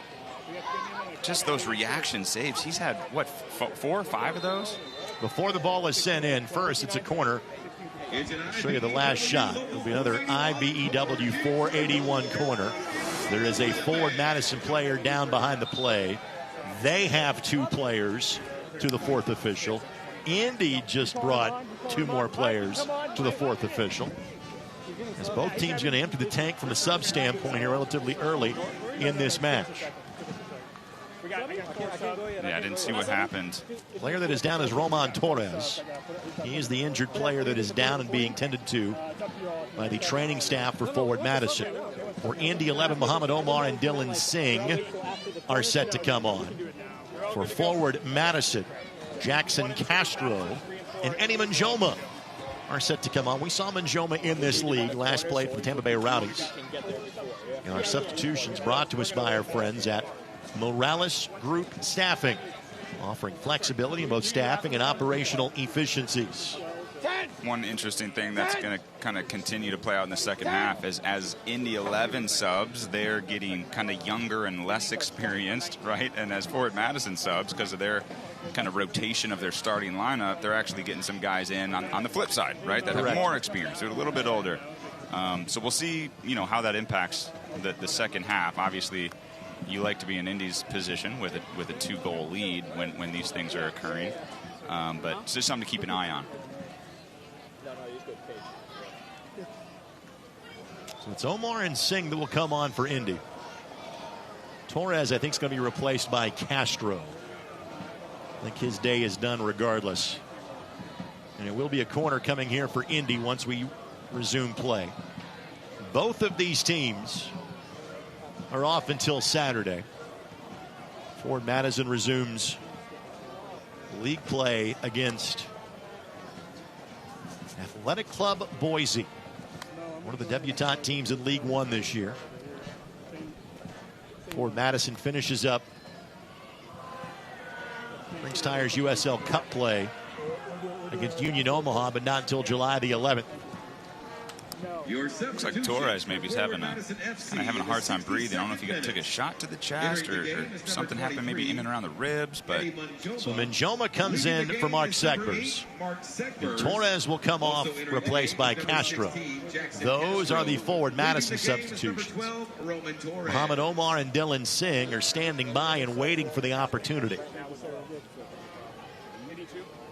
given the rain that is coming down, Brad, I'm really glad I mowed my grass this afternoon. When he's in position, you're good. As you and I used to be as Midwestern as all get out on the broadcast. Yeah, I mean, I hate to say I did as well. Yeah. I do like this game for Singh when he gets the opportunity to come on with just the amount of crosses and his big body and ability to get on the end of balls. Singh has scored twice this year, both at home for the Indy 11, both in championship play. It's going to be a foul on Edward Chiza.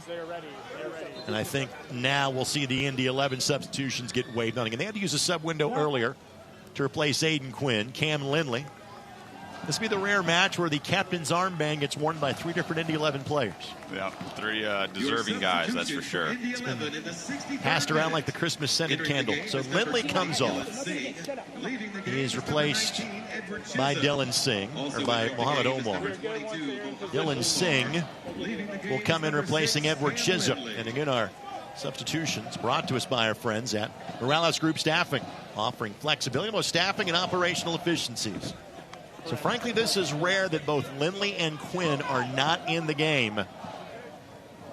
Yeah, it looks like Mohamed Omar is going to be kind of sitting and just straight replacement from Cam Lindley as that single pivot in that kind of number 6 role.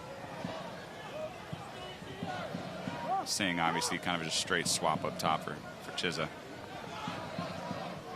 Torres. The back heel. Bolma plays it across and found Gebhard, but could not keep it on target. Indy 11 Soccer, sponsored by All Occasion Tent Rental, creating lasting memories, one event at a time. That was probably Ford Madison's best opportunity of the second half. Shots at this point 19-3 in favor of the Indy 11. Shots on target 10-0. Possession is tilted 55-45 in favor of the Indy 11. You would say Blake got stood up, but he ended up getting knocked down in the process. Deemed to be shoulder to shoulder.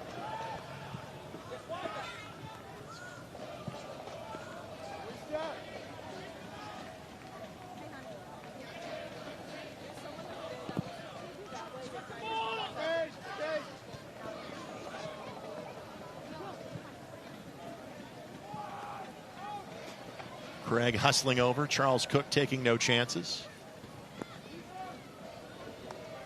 Reese in his second year with the Indy 11. From England. Played 10 years of football professionally in the UK before making his way stateside. He's been the backup last year to Hunter Salt, and then... Yeah, great backup to have on the roster. Here's a transitional one for the Indy 11. Rendon trying to get it lined up. Blake weaving his way through traffic. Now the lead. Cross. Does not stay in play. Goal kick.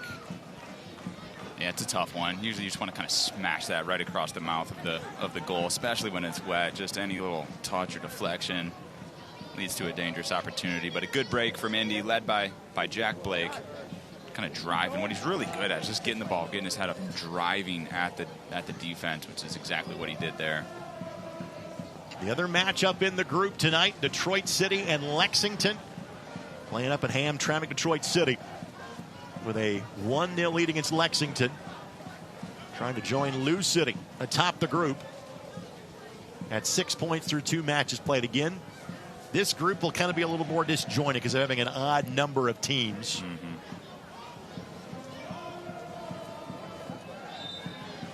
And a foul whistle against Indy.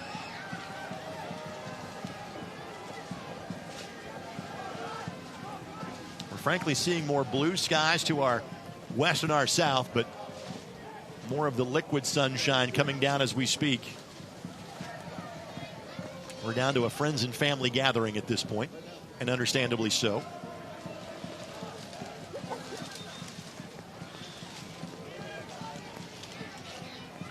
And the tarp is coming on. Not the field, but our broadcast location. Obviously, we are somewhat out in the elements, which is frankly a largely good thing, except when it rains. You see Indy kind of taking a little bit of time, right? With a 2-goal lead at home. They're not going to be in any rush to get the ball back in play on fouls or out of bounds. On the flip side, forward Madison will obviously be trying to kind of play quick and create more opportunities in this game. Nice touch by O'Brien. The knock forward to Rendon. Blake, the pivot. Left foot, Blake, Mansky again. Well, he's on the wrong side of 2-0, but Mansky has been phenomenal. Yeah. Yeah, he's been good. He's been good between the pipes for forward Madison. Good hold-up play from Singh, getting it over to Rendon. Good opportunity for Indy. Jack Blake, obviously a right-footed player, but I tell you what, it's hard to tell sometimes with his footwork and ball striking ability with his left. Mansky with 8 saves, and we have 23 minutes of soccer left to play tonight. I think he will be needed a couple more times, would be my guess. O'Brien commits the foul, and we'll see yellow.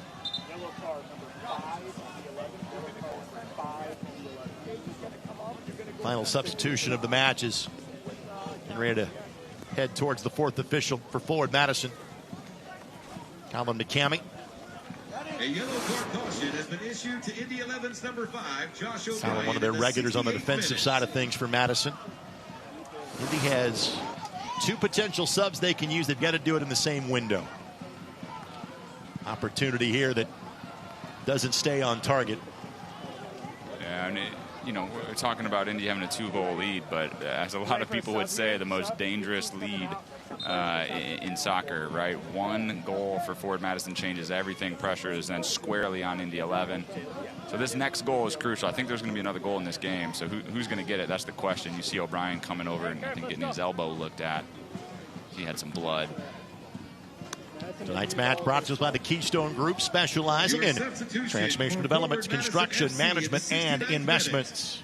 Entering the game is number 4, Colin McCamey. Cage Romancian comes on as Colin McCamey enters in his place. Neidlinger taken down. We'll go back to the point of the foul with Indy 11 having possession. They'll be trying to get their 2nd win of this competition, but first that would be of the all 3 points variety. Again, they're going to need some help. Yeah, a lot of things will have to fall in place for them, but in terms of what they can control moving forward, obviously kind of sealing a win here tonight, and they got 1 more in group play to try to maximize their points and then kind of see where the chips fall after that. Just a reminder, friends, watch Wish TV, your local news source, online at wishtv.com, and download the All Indiana Sports app for free today.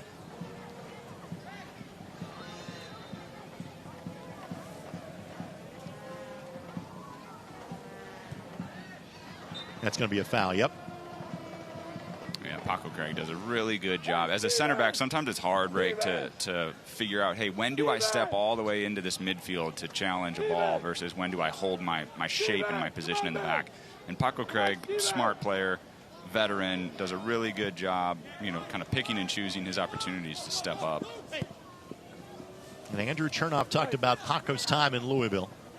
He's one of the best defenders in this league.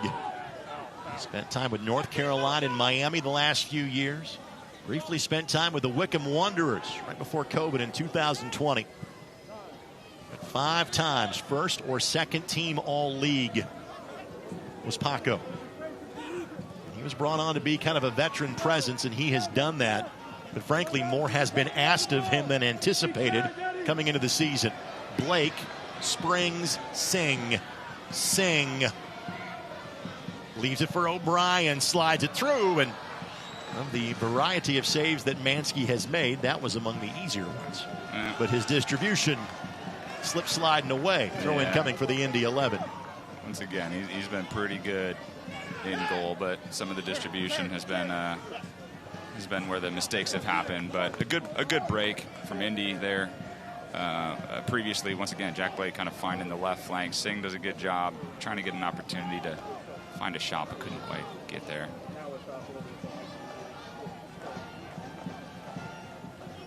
Somehow that ball finds Blake. Now Matrano trying to reload, and I think Alejandro realized his best play was just to blast that one away for a corner kick presented by IBEW 481. And Indy kind of looking for the put away moment of this match while they have clearly been in control especially this half and for large chunks of the first half. Yeah. It's still just 2. Yeah, one more would be crucial. You're kind of on cruise control at that point, and with Jack Blake with this in-swinger, this is a great opportunity.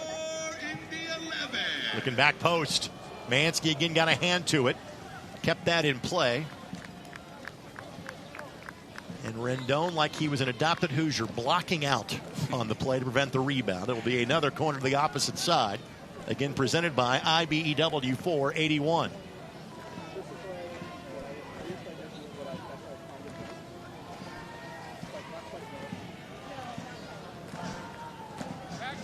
With no Quinn and no Lindley, these are all Jack Blake's to take. Again, punched away by Mansky. But I think the corner, AR's saying, yep, bent in, and that's the danger with the right-footed in-swinger. Yep.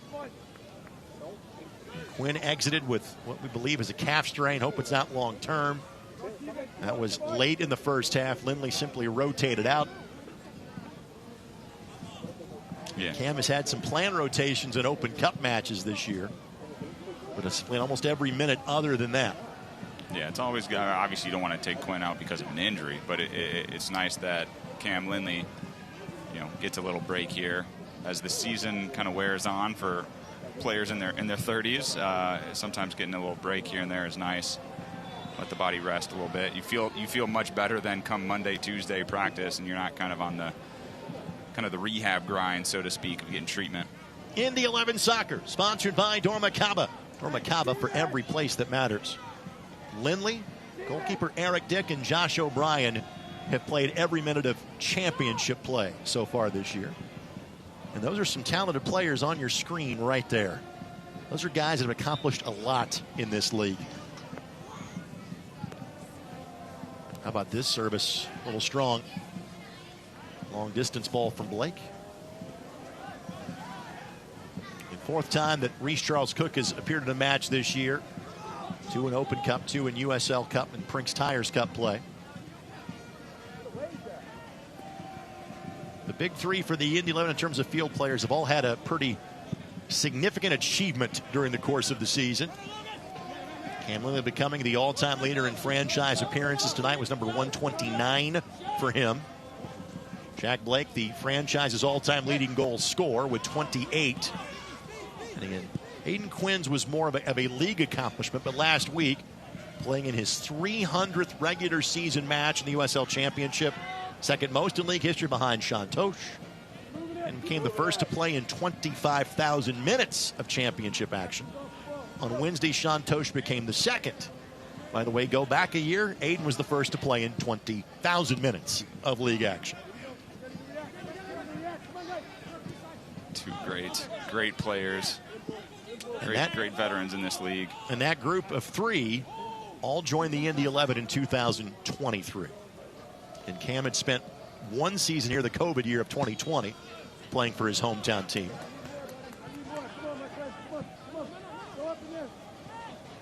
And what's unique of the 18 players that are in uniform tonight, 4 are home area guys. Eric Dick being from Carmel, Cam Lindley being from Carmel, Tyler Loudon being from the south side of town. Or Center Grove Greenwood. Singh gives this a run, but Mansky read it first and leaves no chance. And that one might reach the 200 level, which is way atop the stadium. Again, Mansky's been phenomenal tonight. Yeah, he really has. A lot of those just kind of reaction saves off of headers. Kind of kept him in it.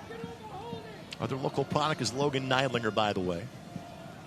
Attended Ron Colley High School on the south side. Same high school as longtime MLS veteran Perry Kitchen.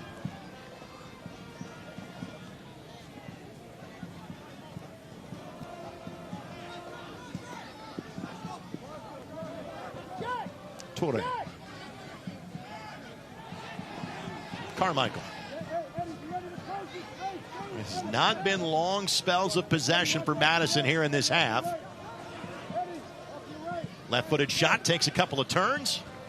Rendon eventually steers it away, but not done yet. Another deflection that turns that into a much easier play for Reese Charles Cook, and that will likely go down as the first official save that he has had this evening. Yeah, some extended possession and some opportunities created from forward Madison. From an Indy 11 perspective, you don't want the next 15 plus minutes to just be sitting back defending. I know Coach McCauley will certainly want them to get the ball back, possess, play in the attacking half. But kind of sitting back a little bit more right here in a kind of bend but don't break situation.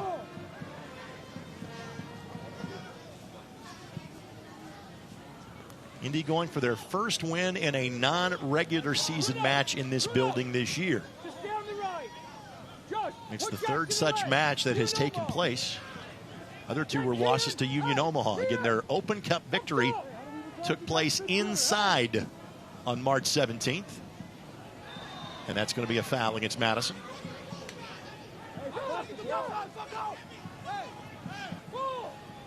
Well done by Omar. He hasn't had a ton of action there in the middle since being subbed in, but kind of saw that tackle coming, just took a little touch to the outside, took the contact, went down.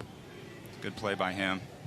Indy 11 soccer sponsored by Hyatt Place. Experience comfort in downtown Indianapolis.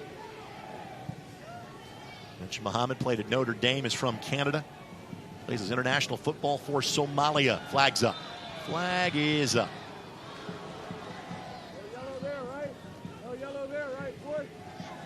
Good minutes for Williams. His, again, longest extended stay of the season. He played 161 minutes in total coming into tonight. That's off a forward Madison player. Restart coming for the Indy 11 here in minute number 79. In the last two times these teams have played in cup competition, Indy has outscored forward Madison 6-0 in the second half of those matches. One thing to keep an eye on, we'll see what Coach McCauley does. You got Barry, Masanvi, and then you got Tyler Loudon. Good opportunity to potentially get a debut for Tyler Loudon late in the game. He would probably feel a little bit better about it if they can snag one more goal. I kind of think Barry and Masanvi are only if needed tonight. Yeah, it's kind of what I was thinking. We'll see how it plays out. But once again, one more goal from Indy would be, I think would give Coach McCauley all the confidence he needs to pull the trigger on that one. I think your thought process is well reasoned, partner. Masanvi just got back to training a couple of days ago. He missed last week, was not in the 18. And that's great pressure by the Indy 11. The throw in coming for Indy here in minute number 80. See Jack Blake giving Omar a high five, telling him good job. Muhammad played for San Antonio last year. He was added in mid-March. He had a brief look at the 3 Indy 11 subs that have yet to be called upon tonight from a field position standpoint. Eric Dick is available if needed. Frankly, he had to come in for Reese Charles Cook in the U.S. Open Cup because Reese got a red card in that match.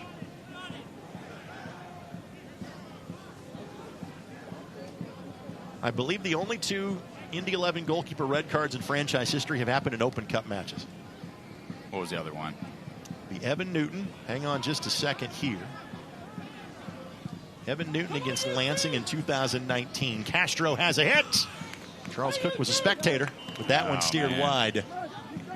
Once again, we're talking about 2-0 lead. Can we get academy Yep. guy a debut? And man, one goal, one shot like this that goes in changes everything.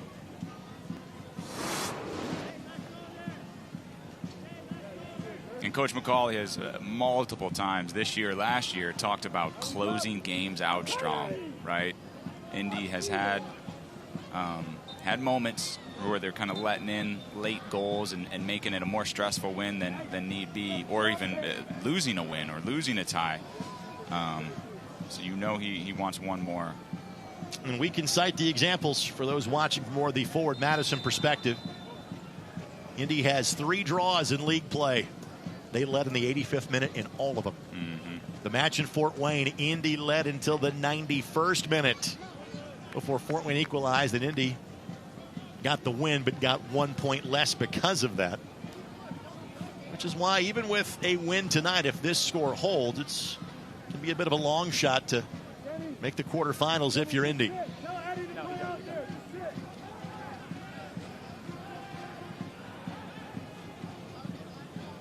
Good spell of possession here by forward Madison. But then O'Brien with a pirouette of his own. Yeah, great footwork from O'Brien. He's a big guy who's tough, but man, he's got good feet too. Reads the game well. Advantage being played here. Indy looking for that third to put this one away. I think Rendon thought the ball was going more towards the corner flag. Good hustle by Neidlinger, just to knock that one back in the opposite direction.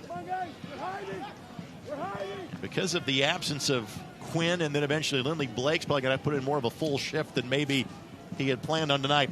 Yeah.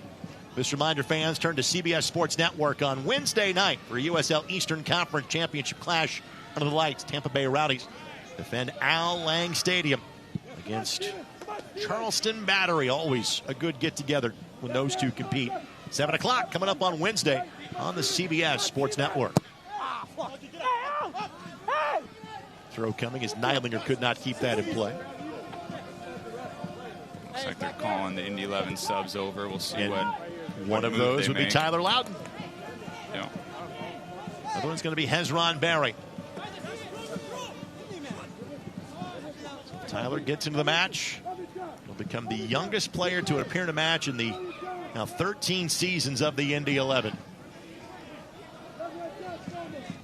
Here in minute number 84, bending ball that Paco Craig got a boot to. Mohamed Omar. Well done. Just couldn't spring Blake. The attack continues. Williams, flag stays down. Williams on the cutback. Williams left foot. What another save by Mansky. He thought he had his first in Indy 11 uniform. That blast doesn't get through. What a world-class save. JT Harms has been their unquestioned number one, the former Indiana Hoosier. Rashid nearly got that one wrong, and it's going to be a handball. Yep. There have been numerous teenagers that have played for the Indy 11. Yeah, let's watch this replay. Williams does a good job cutting onto his left, and it appears as though he tucks it on the far post, but what an incredible save.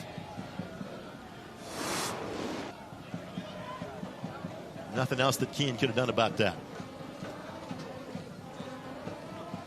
Excited for Tyler Loudon to come on and make his pro debut. Even better to do it at home. Even better to do it when your team's up 2-0. It's something that as a professional you'll always remember your debut. You'll remember the minute you're subbed on, the opponent, the score. It's one of those things that sticks in your mind forever. So excited for him and everything he's accomplished as he kicks off his pro career. So Williams will be replaced by Loudon. Bruno Rendon replaced by Hezron Barry. And all of our substitutions brought to us by Morales Group Staffing, offering flexibility in both staffing and operational efficiencies. So Tyler has been in the Indy 11 Academy for 4 years. He's played for the U16 team before now playing for the senior team. Officially signed to an academy contract May 29th. Also entering the game is number 70, Tyler Loudon. Congratulations, Tyler. Keegan Williams. No foul given there. His first pass was a chest pass. I don't think anyone would have predicted that. Gebhardt. Bending ball here, swept away by Indy. Indy trying to maintain a clean sheet for a second consecutive week, and now Loudon is off to the races. Deftly slides that one to Blake. Shoulder to shoulder. Blake not happy about it, but that will be that. What do you think Tyler's heart rate is about right now? Yeah, he's probably a little nervous, but I'm just keeping an eye on Omar. I really, really like, and I think it says a lot about the chemistry of a team, when a player of yours gets knocked down and you got guys standing up for one another. That says a lot about the team chemistry, about the brotherhood on the team. I saw Omar just run up and kind of get in the face a little bit of the guy that knocked Jack Blake down. You saw it in the first half when Neidlinger got knocked down and Cam Lindley had his back. It's a little thing, but it's a very big thing at the same time. Love to see Loud on a dead sprint and look at all of his teammates applaud him. And to your point, first of all, let me say this about our friends, the Denny Company. Indy 11 Soccer is sponsored by the Denny Companies, tearing down the past so you can build a future. Guys have talked about that. Sean McCauley has talked about that. This is a group that really gets along.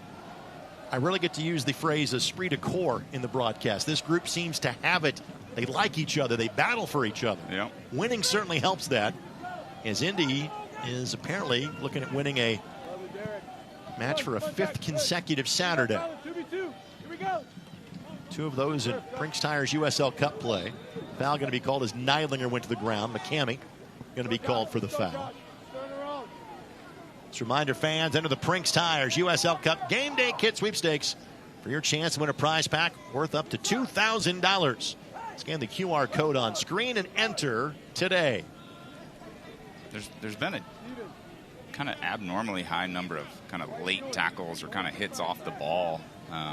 See Neidlinger taking one there, earning a free kick for Indy in the attacking half. I didn't catch it live. Not sure if it was innocent or not, but nonetheless, waste some time for Indy. Jack Blake's on the ball in a dangerous area. I hear you. His main spot. Important stuff though, like where the balls are. Do it there. All headed down. Will stay in play, and Madison will track it down. Again, that's a cavity free kick. Presented by Cornerstone Family Dentistry with locations in Carmel, Indianapolis, and Danville.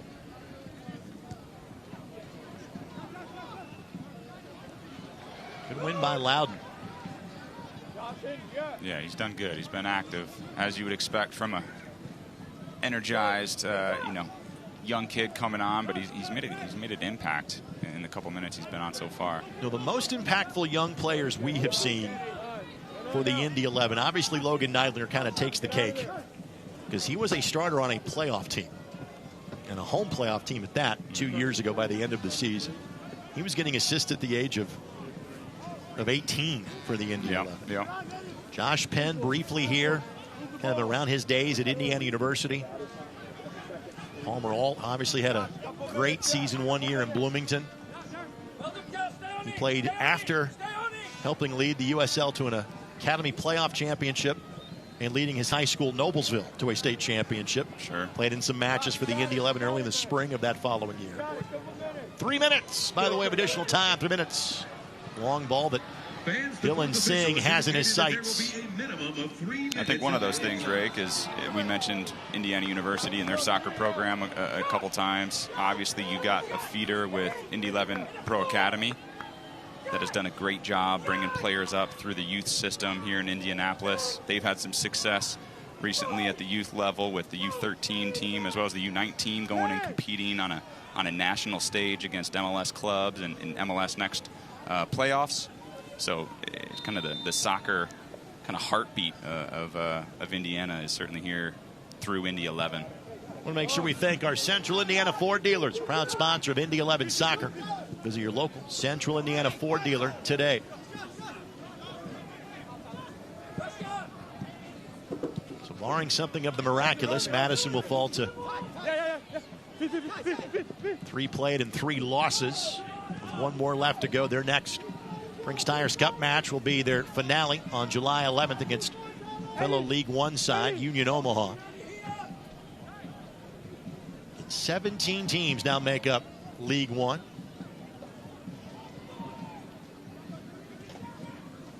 Indy goes back to their next 2 being in USL Championship play. Play at Pittsburgh. That's going to be a pivotal game next week. Again, our focus has been on the Prinx Tires USL Cup. But Indy in 2nd in the East. That's as high up the chart as they have been in a while. Opportunity here. 5v3. Omar left foot. Mansky's got one more left in him, doesn't he? Yeah, that was a great run by Omar. I mean, it started deep in the defensive half. And he won the ball. Good drive. Kind of looked like Jack Blake driving up the middle of the pitch, but good composure. Took it with the left, and yeah, like you said, another great save. Omar wanted it. You can see his reaction. Obviously, not going to impact the game a ton, but I think he probably wanted that personally. 13 shots on target by the Indy 11 tonight. One more opportunity.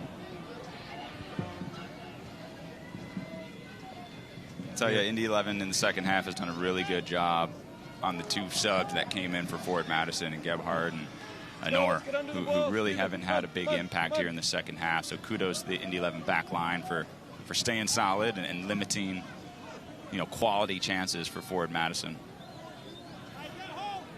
Time's up for us. Let's go, man. Come on, let's get this fucking show on the road, man. Indy 11 able to dodge the rain showers tonight. Hold on, man. Good luck the rest of the and fend off a League One foe, and no further activity is needed. Indy 11 keeps their hopes alive, advancing to the quarterfinal stage of the Prinx Tires USL Cup for a second consecutive year. Also give the home fans that stayed through the rain something to be happy about. A pair of second half goals for the Indy 11.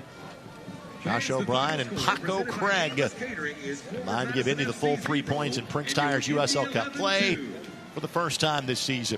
Final score tonight from downtown Indianapolis. It is the Indy 11 2 and Forward Madison 0. We'll talk to both goal scorers tonight. We'll also talk to the head coach of the Indy 11, Sean McCauley. Highlights, stats, and more. We come back to the campus of IU Indianapolis. Indy 11 get all 3 points. We'll keep talking about it next on Wish TV.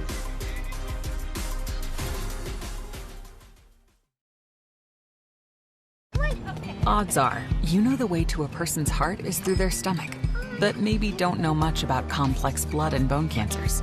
Or you know all the ins and outs of a chassis, not necessarily all about robotic heart valve surgery. And while he's thinking about bulldozers, you're not thinking about him ever needing a stem cell transplant.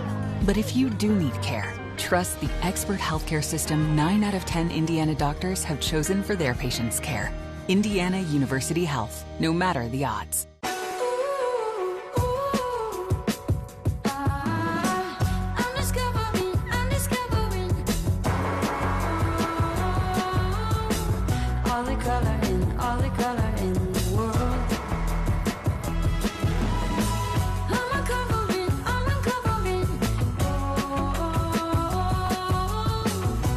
Bring color to life with the very best paint, only at your Sherwin-Williams store. Deep inside you, there's a spark waiting to be ignited, a yearning for a real connection, something that truly moves you.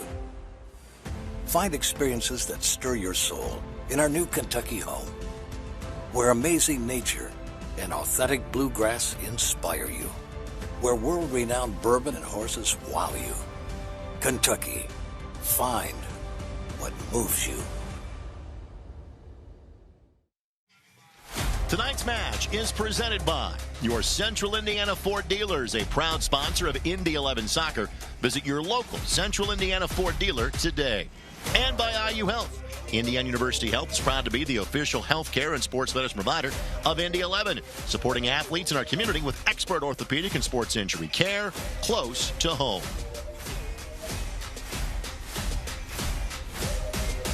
Good night for the home team. They get both goals relatively early in half number 2 and put this one away. Sean McCauley have another fist of pep talk with the guys at the conclusion of the match.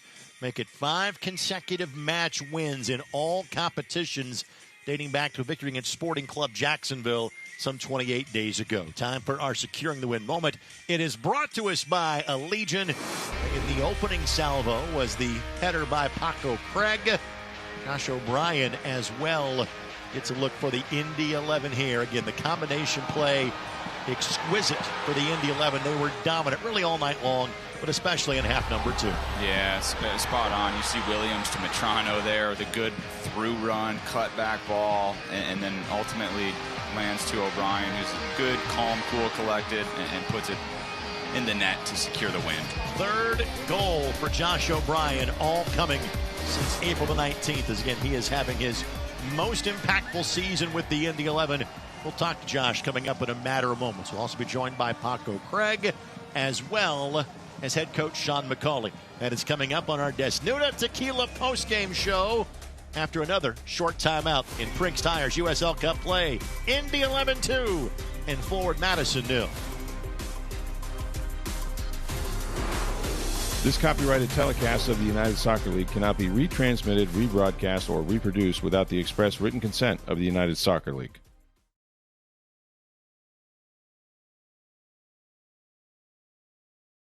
Indiana is built on community, pride, and coming together. And on match day, that spirit lives at the heart of Indy 11. Cuts it back, headed home. It is time to cue the smoke in Indianapolis for the first time this year. Families, friends, lifelong fans, and first-time supporters alike. It's more than a match. It's a place where Indiana gathers to cheer, celebrate, and belong. Experience the energy at the mic. Get your tickets today at Indy11.com. Droplight is a venture studio. We don't sit on the sidelines. We build inside the brand. From stadiums to festivals to the fastest tracks in the world. We turn brands into something people feel. Turning ideas into traction, partnerships into pressure, and momentum you can't ignore. This is Ignition.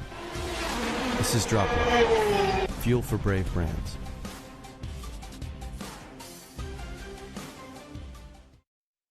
AES Indiana is dedicated to providing you with smart energy solutions that power our lives.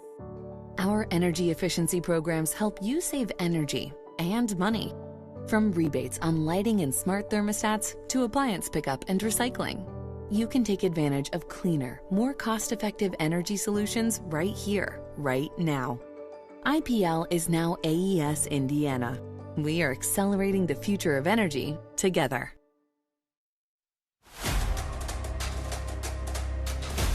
Another win for the home team, this time in Prinx Tires USL Cup play. It's Indy 11-2 and forward Madison 0. Welcome to the Desnuda Tequila postgame show. Desnuda, 100% organic tequila, how real tequila tastes. Head coach Sean McCauley joins us now. I know you weren't overly happy what you saw in half number 1. My guess is you feel better about half number 2. Overall, your thoughts on the entirety of the performance by your team tonight? Yeah, pleased with the second half. I thought we came out with a bit more energy and aggression in sort of running towards their goal, and said to them at half-time, if you keep a clean sheet, you're going to get chances and you've got to take them. And I thought our play was a lot better as well. We sort of started to dictate the play a little bit more, and credit to the players, because when you're not playing well and you have to grind a win out, you have to drag it from somewhere. And I thought, they got round it in the half-time break, accepted the responsibility of not being good enough in the first half, and then obviously the responsibility of changing that in the second half. And I thought overall we did really well. I'm really pleased for the result, for the supporters. Couple of guys you had planned on getting some extended minutes tonight in terms of Reece Charles Cook and Kean Williams. Another guy in Alejandro Metrano had to come on to replace Aiden Quinn. So I guess specifically about Alejandro and Kean in their most extended minutes of the season. What'd you see from those two guys? Again, I thought Kean in the first half could have given us a bit more, and then in the second half he sort of was really good, and he sort of gave us an attacking threat down that side. But I thought and Mita when he came on, Alejandro Metrano when he came on was really good, because he played on the front foot. His passes into the front players were good. He got forward, and they played probably a little bit more in tandem of what we were looking for in the first half. And in the second half they got it, and it just proved to them that if you do get them overloads in wide areas and put the ball in the box, we'll create chances. Back-to-back shutouts, coach, which has to feel good. Talk a little bit about that back line and Reece Charles Cook between the pipes. Yeah, he didn't have much to do in terms of saves, shots on target. But his organisation and his distribution is really, really good. And I'm really pleased for him, because he's a fantastic support system for Eric.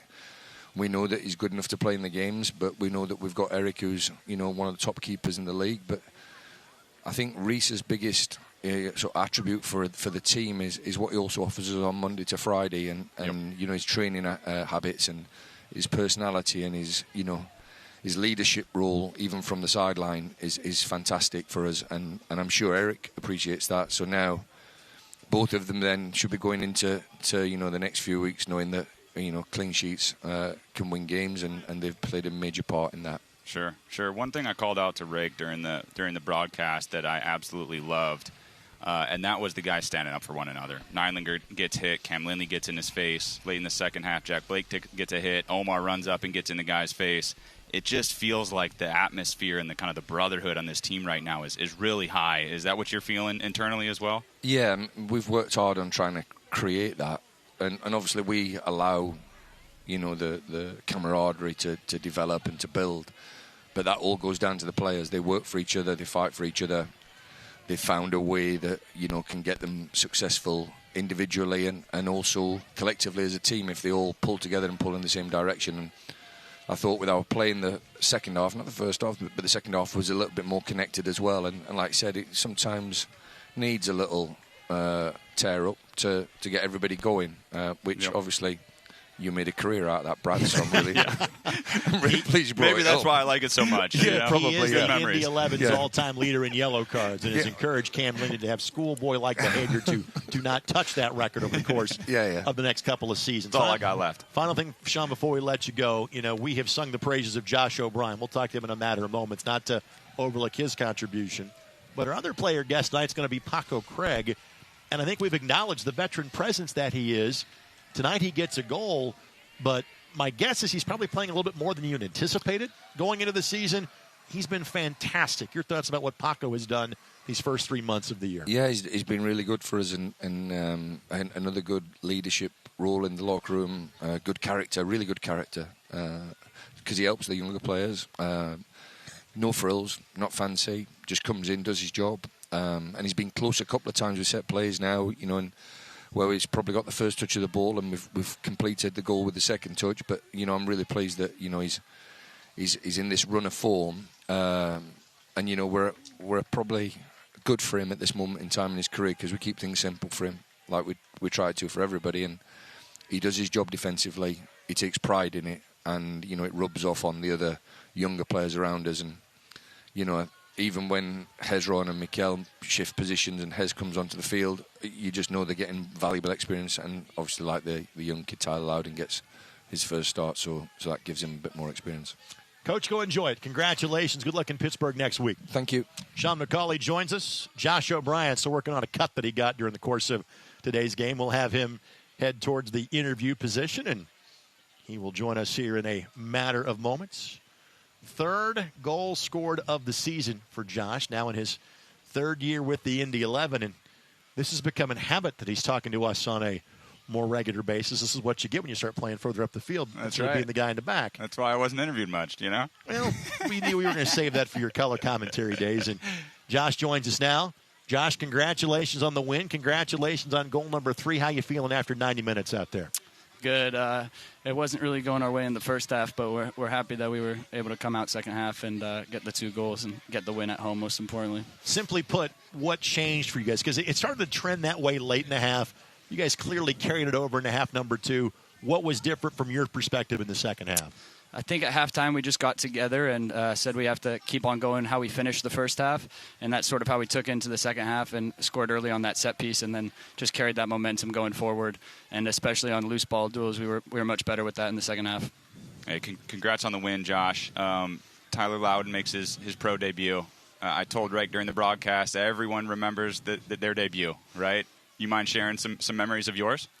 Yeah. Congrats to Tyler, first of all. And my debut was in England for Salford City against Northampton. And I didn't actually know I was playing until the morning. And then I ended up starting at right back. So it was one I'll always remember. And I'm sure Tyler will remember his as well. He was excellent when he came on, I thought. Yeah. He brought a lot of energy and everything. What do you remember the results of your game?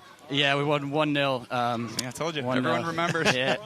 Everyone remembers. I only lasted about 60 minutes, but yeah, it was great. Awesome. Thanks for sharing. Just kind of, Josh, your thoughts again. And you and I have had this conversation before.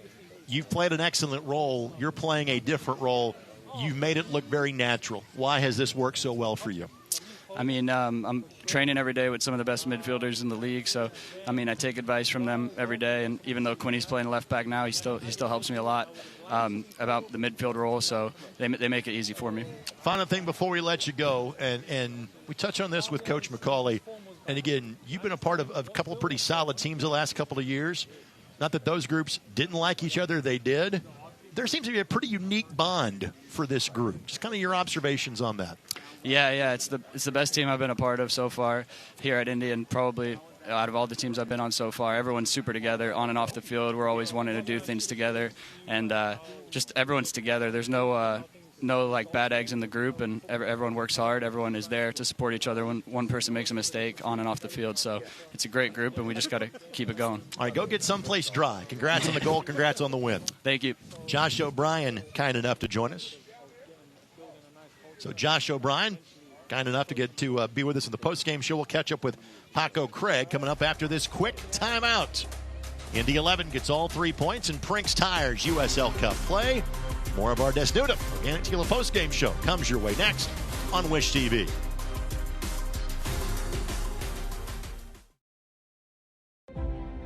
Deep inside you, there's a spark waiting to be ignited, a yearning for a real connection, something that truly moves you.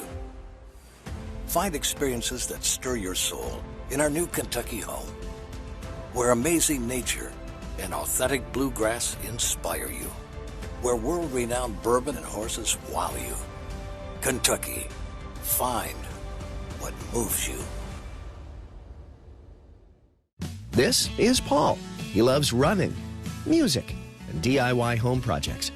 In fact, he's remodeling his kitchen thanks to a home equity line of credit from Indiana Members Credit Union. They connected him with a loan officer, got him approved at a great low rate, and made it easy for him to make his monthly payment from anywhere thanks to IMCU's digital banking. Looks like Paul can do it all with a little help from IMCU. Every place has a purpose, and the people who inhabit those places have their own reasons for being there. The last thing on their minds should be concerns about the safety of the places they are in. When it comes to security and safety for all the places that matter, Dormakaba offers a seamless flow of integrated solutions that allow people to move securely about their daily lives. Because the places that matter to you matter to us. Another home win for the Indy 11 tonight in Prinx Tires USL Cup play. 2-0. Both goals coming early in half number 2. The first belonged to Paco Craig, who joins us now. Paco, congratulations on the win, and congratulations on your first Indy 11 goal. How you feeling after that one? Thank you, man. I'm feeling really happy. Really glad I could contribute on the other end as well this time. Again, you've been a solid player, well, for more than a decade. You were more than a solid player in your days at Lou City. Why have things seemingly clicked so well for you here in your first year in Indianapolis? For me personally, I want to say two things, first of all. The first one is Gaffer has really been able to do a good job of simplifying my role. Obviously, as you know on the pitch, football can be as complicated as you make it, but it's actually a very simple thing. So he's done a good job of just clearly asking very simple things of me on the pitch, and that helps me keep a clear head and just focus on my job. And that's been able to translate well. And then also on top of that, the players around me, Cam in front of me, Quinny next to me, they're really, really essential players to our group. They make my life so much easier. Cam is a general who runs all the way around the pitch everywhere. So to be honest, with him, I feel like my life is 10 times easier. Hey, congrats on the win. Tyler Loudon made his debut. I asked O'Brien the same question. Want to ask you, every pro remembers their debut, you know, when they were subbed in, when they subbed off, the score of the game. Mm-hmm. Maybe take a minute, share a little bit about your debut. So it would be in the USL for Louisville, 2016. The first couple of games I was on the bench, I had to wait my turn, be patient. And I think it was either Harrisburg City Islanders or Wilmington, one of those teams that aren't around anymore. Away game, it was about the 50th, 60th minute. Gaffer, we was 0-0, we were deadlocked, so Gaffer put me on as a holding mid to try and see out the game to secure the point away from home. We actually conceded from a corner immediately following that, and I was devastated, as any substitute wants. It's the worst nightmare for a sub. Yeah.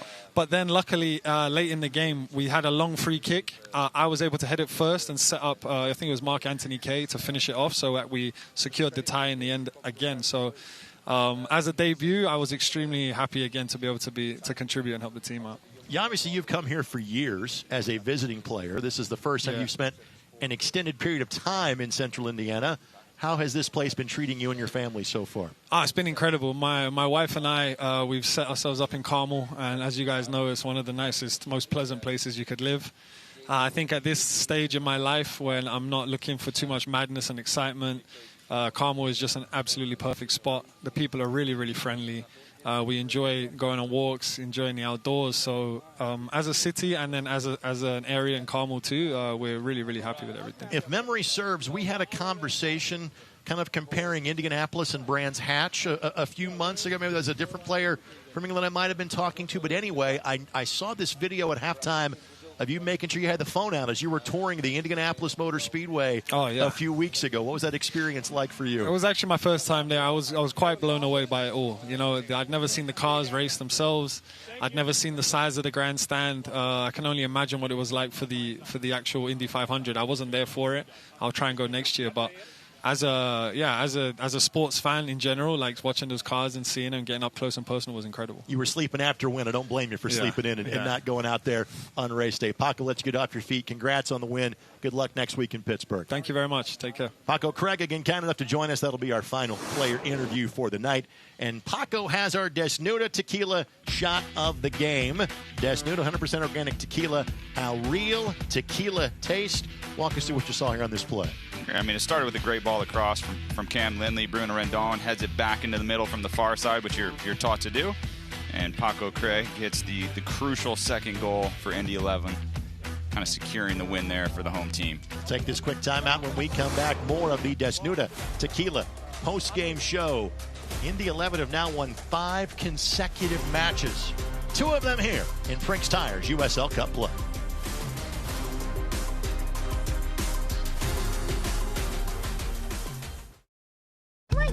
Odds are, you know the way to a person's heart is through their stomach, but maybe don't know much about complex blood and bone cancers. Or you know all the ins and outs of a chassis, not necessarily all about robotic heart valve surgery. And while he's thinking about bulldozers, you're not thinking about him ever needing a stem cell transplant. But if you do need care, trust the expert healthcare system 9 out of 10 Indiana doctors have chosen for their patients' care.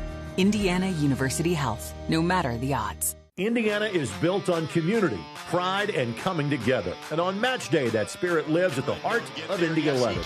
Cuts it back, headed home. It is time to cue the smoke in Indianapolis for the first time this year. Families, friends, lifelong fans, and first-time supporters alike.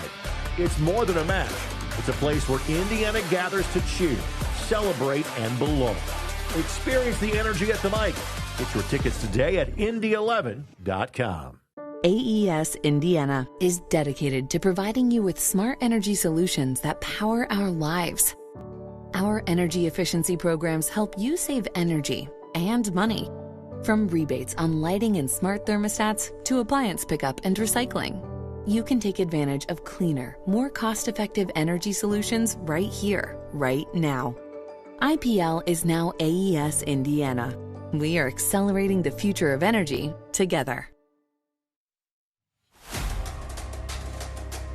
Back for the final time in downtown Indianapolis this evening. Another win for the home side. 2-0 in Prinx Tires USL Cup play over League One's Forward Madison. Time for our Schlag lockdown play of the game. And Bruno Rendon's scoring streak ends from a goal standpoint. Again, he was a key contributor, really good two-way player. And he was a defender before he got here 2 years ago, and he got the assist on Paco's goal. Yeah, I mean, look, just such a versatile player. We said as we were kicking things off, he's scored in 4 straight games, but he does so much more for this club, and you see it here in terms of the kind of knock back across and the Paco Craig goal. Obviously, a guy whose opinion carries a lot of weight with us would be Eamon Zion, and I bring him up because that was Bruno's coach for 2 years at Northern Colorado in 2023 and 2024, and he raved about Bruno before he got here last year. Again, he was very good last year. He has had exponential growth, and this is his second year at this level. And we actually talked about it in the offseason, if you remember, right? We saw, hey, this guy can really blow up, and it's fun to watch. It's fun to be a fan of his, from the sidelines, and the multiple ways that he can impact the game. I think that's what makes him special. As you mentioned, a defender last year, right? Now he's coming in. He got an assist tonight. He scored the last 4 games. He makes things happen defensively. He's hard to break down. He's a speedster and good footwork on the attack. Puts great crosses into the box. He's a total package. Again, the accounting's a bit different here because you've had 2 cup matches mixed in. But when you go 5 weeks without a loss, that doesn't happen in this sport very often. Again, if you combine the 2 competitions, it's 14 points out of 15. That's got to be a good feeling in training come Monday. 100%. And I think that's probably leading to some of that kind of brotherhood that we were referencing earlier, right? Winning kind of breeds happiness, breeds togetherness, and to your point, right, 14 out of 15 points out of the last 5 games is incredible. And you're seeing guys stick up for one another, work for one another, feed off each other, and that stuff is contagious. And with that, let's get you highlights from this match. Again, the early stages, Ford Madison kind of asked most of the questions, but I'd say from about the 20th minute on, it was all Indy 11. And the scoreboard numbers probably weren't as lopsided as your eyes or other stats would tell you. Yeah, 100%. Look, Ford Madison came out and kind of, threw the first haymaker, so to speak. They actually had a golden opportunity 10 seconds into the game. But Indy 11 held on, and then as that first half continued, they started kind of working their way into the attack. And you see a Jack Blake header there. You're going to see some other opportunities off corner kicks. And they really kind of put the pedal to the metal there in the second half, as we're going to see some highlights here, including this first goal. So again, the ball headed to Rendon and over to Paco Craig, his first goal in Indy 11 uniform. That made it 1-0, and in pretty short order after that, Josh O'Brien would make it too. Yeah, dream start to the second half. You always want to close out halves and start halves strong, and Indy 11 certainly did that. Now, they didn't get the goal at the end of the first half, but they started ramping up the pressure. Goals came in the second half. You see the cutback from Mitrano. Jack Blake gets on the end of it, does well, keeps it on frame, hits it hard, and O'Brien cleans it up. Those were 2 that Tenzing Mansky couldn't stop. He stopped the rest. I can't remember a match. I'm sure there's probably an example that I'm not thinking of. 24 shots for the Indy 11. 14 of those are on target. We've seen nights where that number's been around 20. But the on-target number is like 3, 4, or 5. No. Even though this team had more chances, Brad, they were still very efficient in those chances tonight. Yeah, they were. Kudos to the goalkeeper. Does a great job coming in for Harms, who's typically their go-to kind of starter there at Ford Madison, and really kept the game closer than it could have been. Another example of what Tenzing Mansky was able to do, and unfortunately, Kean Williams was not rewarded for his tremendous effort with his first Indy 11 goal tonight. Again, possession in favor of Indy 11. It's not typically what this team has done. And again, there's the shots and shots on targets at the end of the match. Yeah, look, people talk about possession. Everyone wants to be, kind of old school Barcelona and tiki-taka and all that. Coach McCauley knows, hey, this team isn't necessarily built for that. Let's not pretend we're something we're not. But what are we good at? We're good at being solid defensively, creating chances from crosses, and we'll get our opportunities. And you see that in terms of the shots on target, corners, right? Those are the stats that really matter in terms of impacting the goals. By the way, Indy 11 has officially lost, twice in league play this year. Those were both clean sheets against them. They have scored in every other match this year. If you're doing that, possession is no longer as big of a concern. Let's talk about some of the scores elsewhere in Prinx Tires USL Cup play. Again, that is one score that is most important for the Indy 11. That is Detroit and Lexington. And that's exactly the result that Indy wanted to have happen. Yeah. Frankly, it doesn't matter which team wins, but somebody avoided getting the full 3 points. So whoever wins that penalty shootout is sitting on 5, which is exactly what the Indy 11 have. Now, the difference is, for both those teams, it's just their second match of the tourney. They have 2 more guaranteed, but it keeps Indy 11 involved. Yeah. Union Omaha and Fort Wayne FC, they are tied at 2. Again, Fort Wayne FC kind of in a similar spot as Madison. They knew their chances would be long to advance going into tonight's play. Right, yeah, I mean, getting back to the Detroit-Lexington, that's what they needed to happen.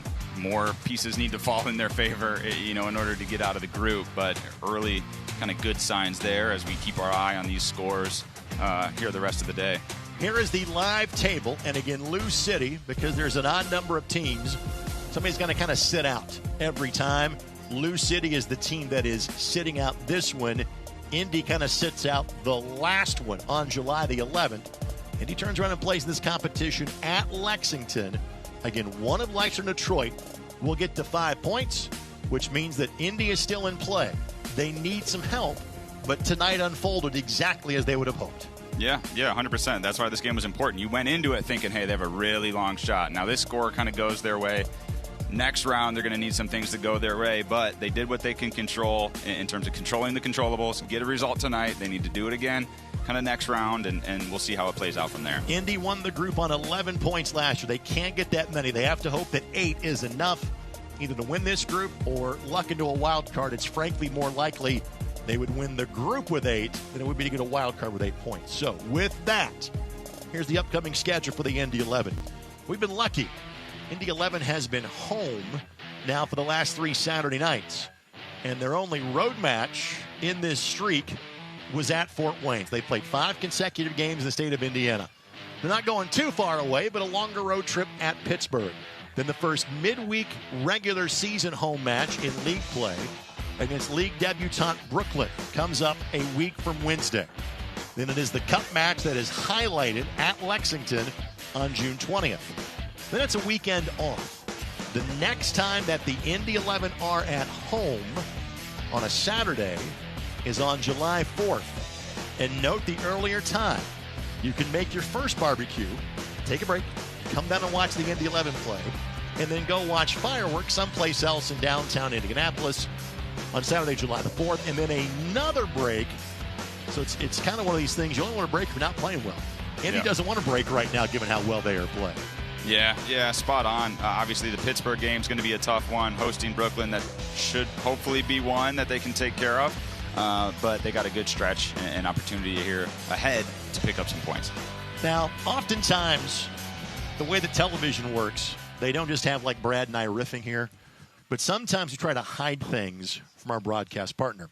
So if you don't mind, Brad, take a look at that monitor and talk about where you were, I think, last weekend for a major win for the Indy 11 and Lincoln Ring that's a part of that group. For the first time, an Indy 11 Academy team wins an MLS competition. Last week in Salt Lake City, and Lincoln was part of the championship squad, playing a year up, by the way. Congratulations. Yeah, thank you. I say thank you. I didn't do anything. Coach Kevin, Coach Kiki do a great job out there with the Indy 11 Pro Academy. I talked a little bit about that in the end of the broadcast, but they do a really good job developing players. Had a lot of success out there in Salt Lake City for the MLS Cup playoffs. They got to play against 5 different teams from 4 different states. So just unique competition. I'll share a quick story from my son, Lincoln. Ball went out of bounds. Luis Suarez picked it up because his son was playing on the other field. Tossed it to my son, Lincoln.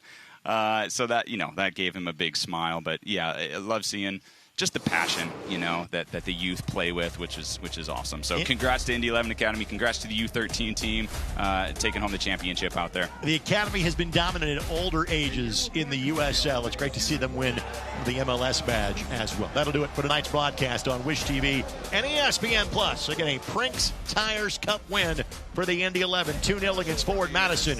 Thanks for joining us for Indy 11 Soccer.